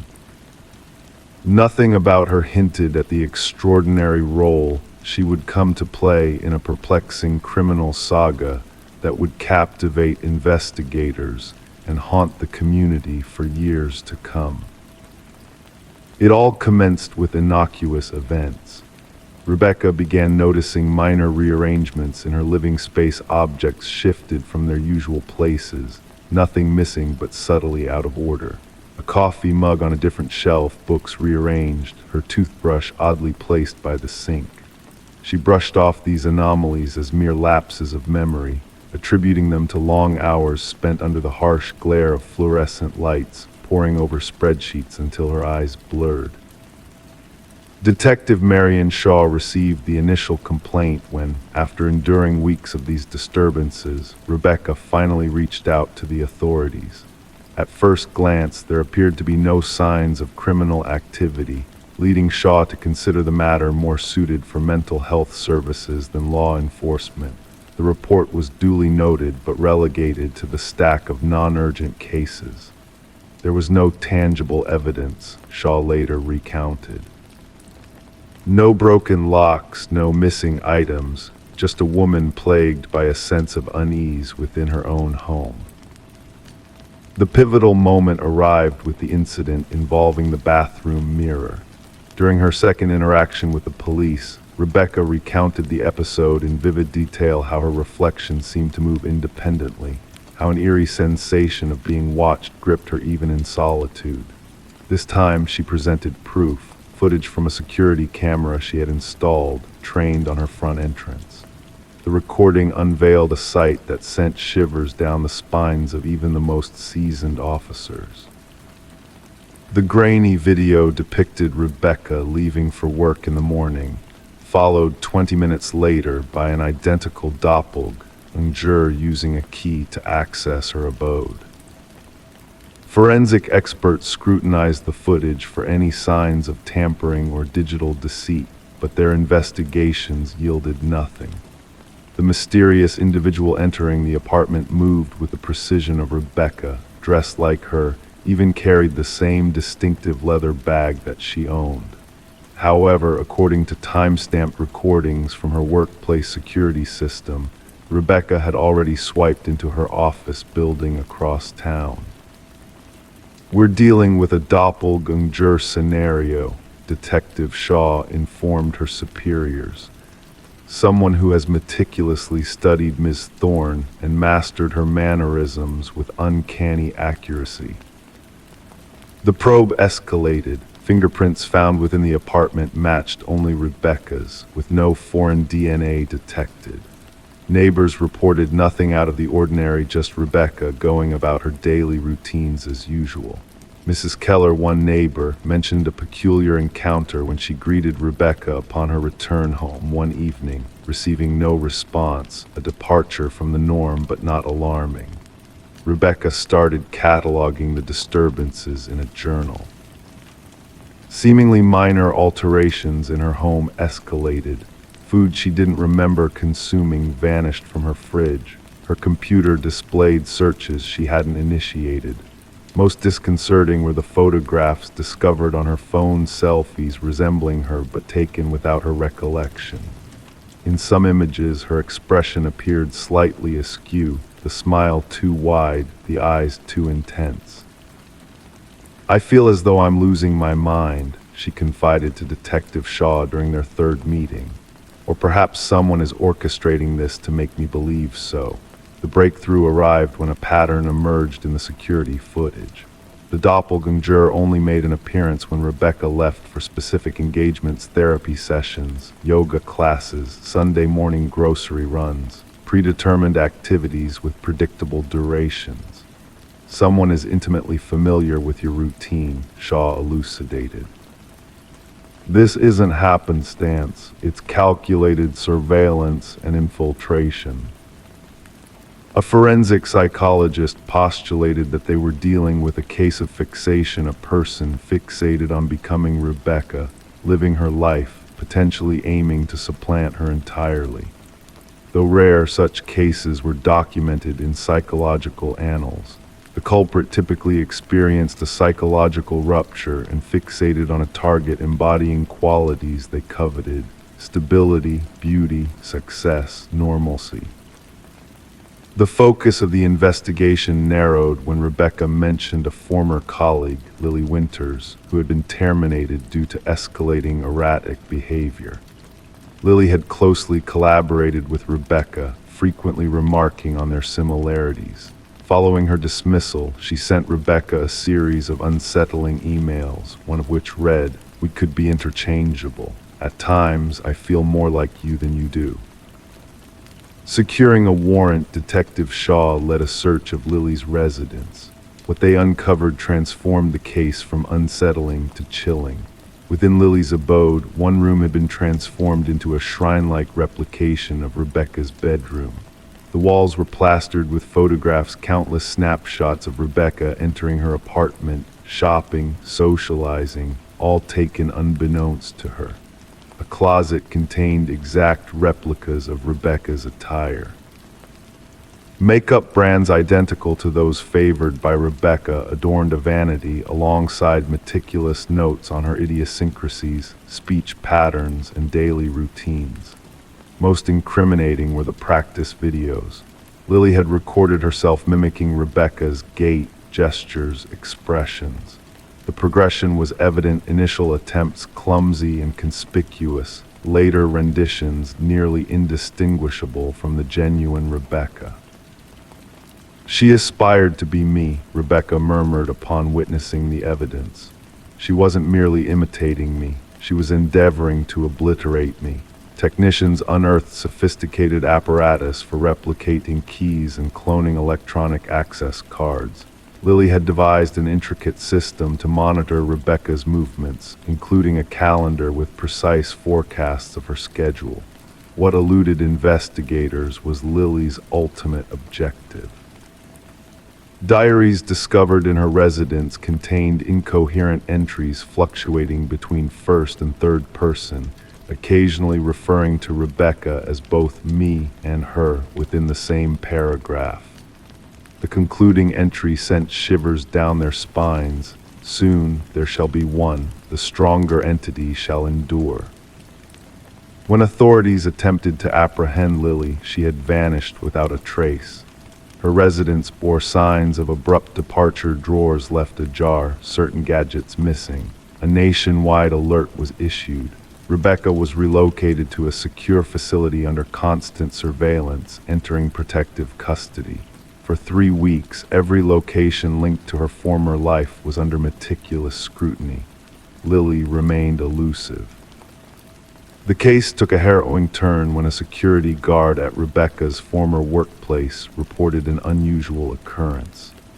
Despite being on leave and safeguarded in a monitored sanctuary, Rebecca had been sighted entering the premises. Surveillance footage corroborated the sighting. An individual identical to Rebecca had utilized a valid ID card to enter the building, proceeded to her former workstation, and spent 40 minutes perusing her files before exiting. Implications dawned on them. Lily hadn't absconded, she had executed her plan. Assuming Rebecca's identity, she seamlessly integrated into her existence while the real Rebecca remained concealed. The case remains unsolved. Lily Winters remains at large. Rebecca Thorne chose not to reclaim her past life, opting to forge a new identity in an undisclosed location. Detective Shaw keeps a photograph on her desk, a pair of women strikingly alike.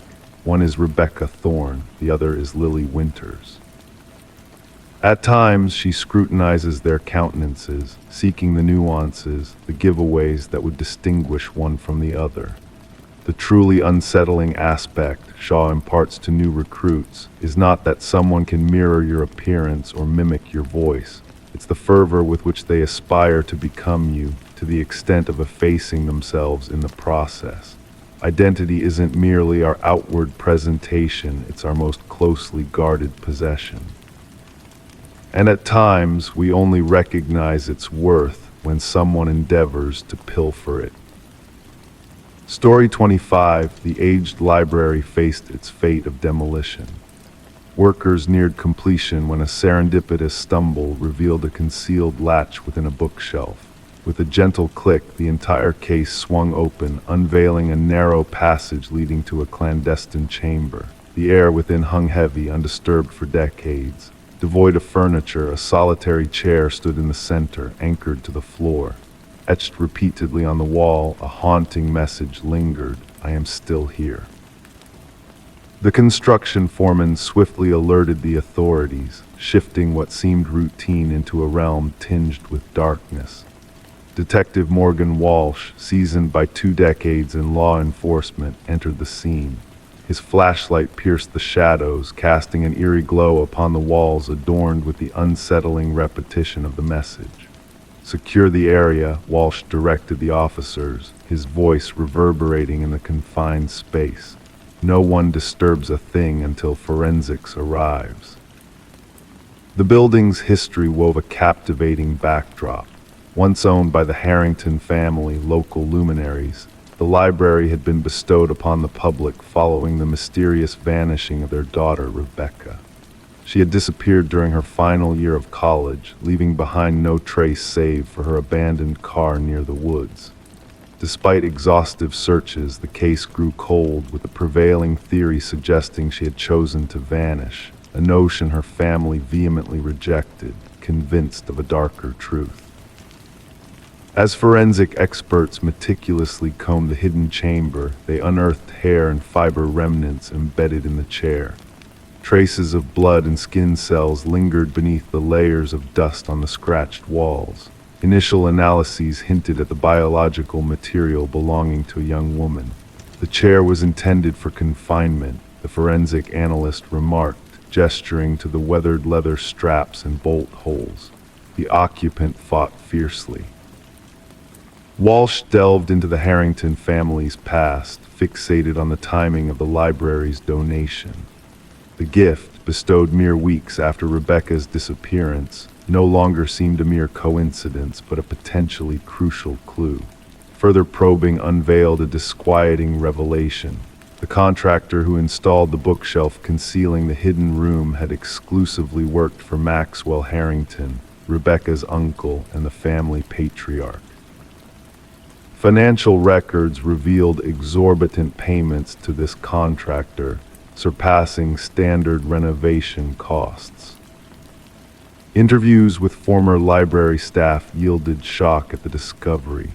None had knowledge of the concealed space, though one elderly librarian recalled Maxwell's solitary hours spent in that section after hours. She had presumed his solitude stemmed from a love for reading and a desire for privacy. Maxwell insisted that section remain untouched during renovations, she recounted to investigators, citing the woodwork's alleged historical significance. The investigation intensified when DNA evidence tied the hidden room to Rebecca via samples from her hairbrush. The timeline sharpened, revealing a grim reality. Rebecca had not fled but had been trapped behind the bookshelf, potentially by a family member. A warrant led detectives to the Harrington estate, where a leather-bound journal hidden in a secret drawer within Maxwell's study unveiled a chilling fixation on his niece. The journal's final entry exposed Maxwell's sinister resolve. She threatened to expose everything. The room will keep her until she learns. Confronted with the journal and DNA findings, Maxwell's facade crumbled during questioning. She jeopardized everything, he confessed tonelessly. Rebecca stumbled upon evidence of my embezzlement from the family foundation. The family name was paramount. I couldn't let her tarnish it. His admission painted a gruesome portrait. Maxwell had lured Rebecca to the library, subdued her, and locked her away, intending to release her only upon her silence. But an escape attempt led to her demise. I panicked, Maxwell recounted. I buried her beneath the floorboards and sealed the room. Donating the building ensured its preservation untouched.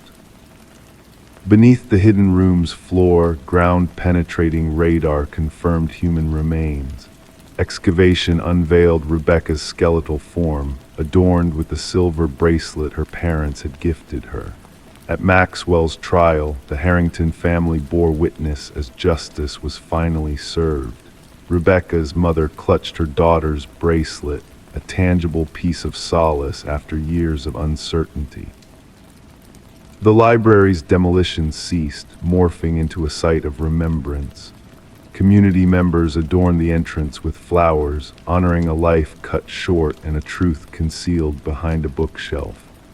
In a poignant twist, Rebecca's plea, "I am still here," etched on the walls, ensured her enduring memory and eventual triumph of justice, casting light upon the shadows of the past. Story 26. The hotel sat quietly, a relic of the past, a temporary haven for weary travelers. The receptionist handed her the key, a peculiar glint in his eye. "Just avoid the final door on the left," he whispered cryptically. Intrigue sparked within her. That night, navigating the shadowy corridor, she paused at that very door. The metal handle chilled her hand, the door indistinguishable from its neighbors until she pressed her ear against it. A soft, rhythmic breath whispered from the other side. Detective Morgan Reed awoke groggily, slipping beneath the caution tape sealing off the crime scene. The metallic tang of blood greeted her, a familiar scent that tingled her senses. The room told a grim tale, a pristine bathroom, an undisturbed bed, and in between, the grisly sight of a young woman sprawled on the floor. Blonde locks fanned out like a halo, vacant eyes staring upwards, frozen in a silent scream.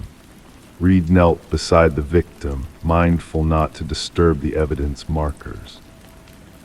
The third one this year, the forensic expert remarked clinically, capturing the scene through his lens. Same modus operandi, Reed nodded solemnly.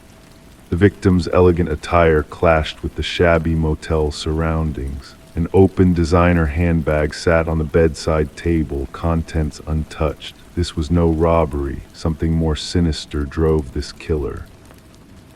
The hotel manager lingered anxiously at the threshold, his complexion drained. She arrived alone, paid in cash. I never imagined, his voice faltered. The maid discovered her during cleaning. Reed surveyed the room again, no signs of forced entry, no defensive wounds. The victim had either welcomed her assailant or recognized them. At the precinct, Reed pinned up photos on the board. 3 women strikingly similar, found in rundown motels. The media buzzed with speculations of a serial predator.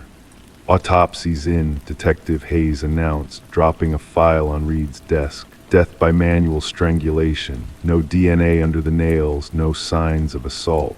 Reed furrowed her brow. This was personal, not a random act. Days blurred into nights as the investigation deepened. Surveillance footage yielded no leads. The victim, identified as Elaine Werner, a meticulous financial analyst, had no apparent enemies. A breakthrough came during an interview with Werner's sister. She mentioned a man from work, the sister divulged shakily. Secretive about him, I think he's married, Reed leaned in. Any name, just see, the sister whispered. The focus shifted to Werner's workplace. Colleagues described her as reserved, dedicated. None knew of any relationship. A business card tucked in her desk led to Charles Emerson, senior VP. Emerson appeared composed during questioning, but a flicker in his eyes unsettled Reed. Did you know Werner outside of work? She probed. A momentary lapse crossed Emerson's face. Strictly professional. Forensics linked partial prints to Emerson's handbag. Confronted, he confessed to an affair with Werner but denied any involvement in her death. Hotel records revealed a credit card transaction for the adjacent room paid with his corporate card. A hidden camera in that room exposed his sinister deeds. Fibers, DNA, and incriminating files sealed his fate. In the interrogation room, Emerson's facade crumbled. They threatened everything, he murmured. The trial was swift, the verdict damning. Families found closure as justice prevailed. Emerson's mask of indifference remained, except for a fleeting moment when Reed glimpsed the void within him. Dubbed the door on the left case, it captivated minds and chilled spines. But for Reed, the enigma lingered. Sometimes, wandering hotel corridors, she pondered the mysteries lurking behind closed doors. In the evidence vault, 3 hotel keys lay dormant, silent reminders of the unfathomable secrets that certain doors guard forever. Story 27, The Enigmatic Manor. The new owners of the elegant Victorian manor initially brushed off the crackling sounds emanating from the old intercom system late at night as a mere peculiarity. A relic of a bygone era, the system had been rewired but left forgotten in the depths of time. However, one fateful night, curiosity got the best of the husband. With a trembling hand, he pressed the button, and a whisper, like a ghostly echo, crackled through the aged speaker, posing an unsettling question. Why did you come back? Startled, he recoiled, his heart racing, only to find his wife standing behind him, denying ever uttering those words. The manor stood silent, enveloped by ancient oak trees, its exterior weathered by time, yet concealing a modernized interior that belied its historical charm. Daniel and Meredith Parker had acquired the property at an unexpectedly affordable price, despite the real estate agent's uneasy demeanor during the initial tour. Detective Sarah Reeves arrived at the manor, the gravel under her unmarked vehicle's tires adding a faint crunch to the night's stillness. The dispatcher's call had hinted at a possible break-in, but there was an unspoken depth to the situation that piqued the detective's interest. Daniel, with a ghostly pallor, welcomed her at the entrance, and as they entered, he recounted the eerie events that had unfolded. It all began with the intercom, Daniel explained, leading Detective Reeves through the grand foyer. First, there was just static, then whispers, and eventually full sentences. My wife thought I was losing my mind until she heard it too. In the living room, Meredith sat stiffly on an antique sofa, her hands tightly gripping a mug of untouched tea. Without preamble, she revealed the startling discovery they had made hidden behind a wall during renovations. As Daniel had endeavored to expand the kitchen pantry, they had stumbled upon a small leather-bound journal wrapped in deteriorating plastic. Detective Reeves, wearing protective gloves, gingerly flipped through the fragile pages, revealing the harrowing entries penned by a woman named Alina, the presumed former owner. Her elegant yet frantic handwriting chronicled her growing fear of her husband, Vincent, and his sinister intentions. The last entry dates back 30 years, Daniel disclosed. After that, silence. The previous owners mentioned purchasing the house from an elderly man who relocated to a retirement community. The investigation unveiled the haunting truth of Vincent and Alina Blackwood, the house's previous inhabitants. Records indicated Vincent had sold the property shortly after Alina's mysterious disappearance, with no traces of her existence beyond that point. A meticulous search of the property uncovered anomalies beneath the garden shed's concrete foundation, leading to the grim discovery of human remains. Forensic analysis confirmed the skeleton belonged to a woman in her 40s, bearing signs of fatal head trauma. Among the remains lay a poignant clue, a gold wedding band inscribed with the words, "To Alina, my eternal love." Vincent Blackwood, now aged and residing in a care facility, confessed to the murder when faced with irrefutable evidence. His chilling admission revealed a web of deceit woven over decades, depicting Alina's continuous presence through the intercom as an unbearable torment that drove him to silence her forever. The trial swiftly concluded with Vincent pleading guilty, his sentencing reflecting the heinous nature of his crime and the prolonged deception that followed. Daniel and Meredith, unable to reconcile the manor's dark past, eventually sold the property, bidding farewell to its haunting legacy. Before departing, they honored Alina with a poignant memorial in the restored garden. The intercom system, a bearer of secrets, was dismantled by the subsequent owners during renovations, echoing with static and whispers that the workers attributed to mere interference. Detective Reeves revisited the Blackwood case file one last time before its closure, pondering how the house itself had transcended time to unveil its hidden truths. Vincent Blackwood's reckoning had come, thanks to Alina's enduring voice that refused to be silenced. Among local law enforcement, the case became known as the house that answered back, a testament to the manor's enigmatic tale. Occasionally, Detective Reeves would pass by the manor on her way home, slowing down with the window cracked open, as if attuned to the whispers carried by the wind, a reminder of the enigmatic forces that lingered within the walls of the house that held its secrets close.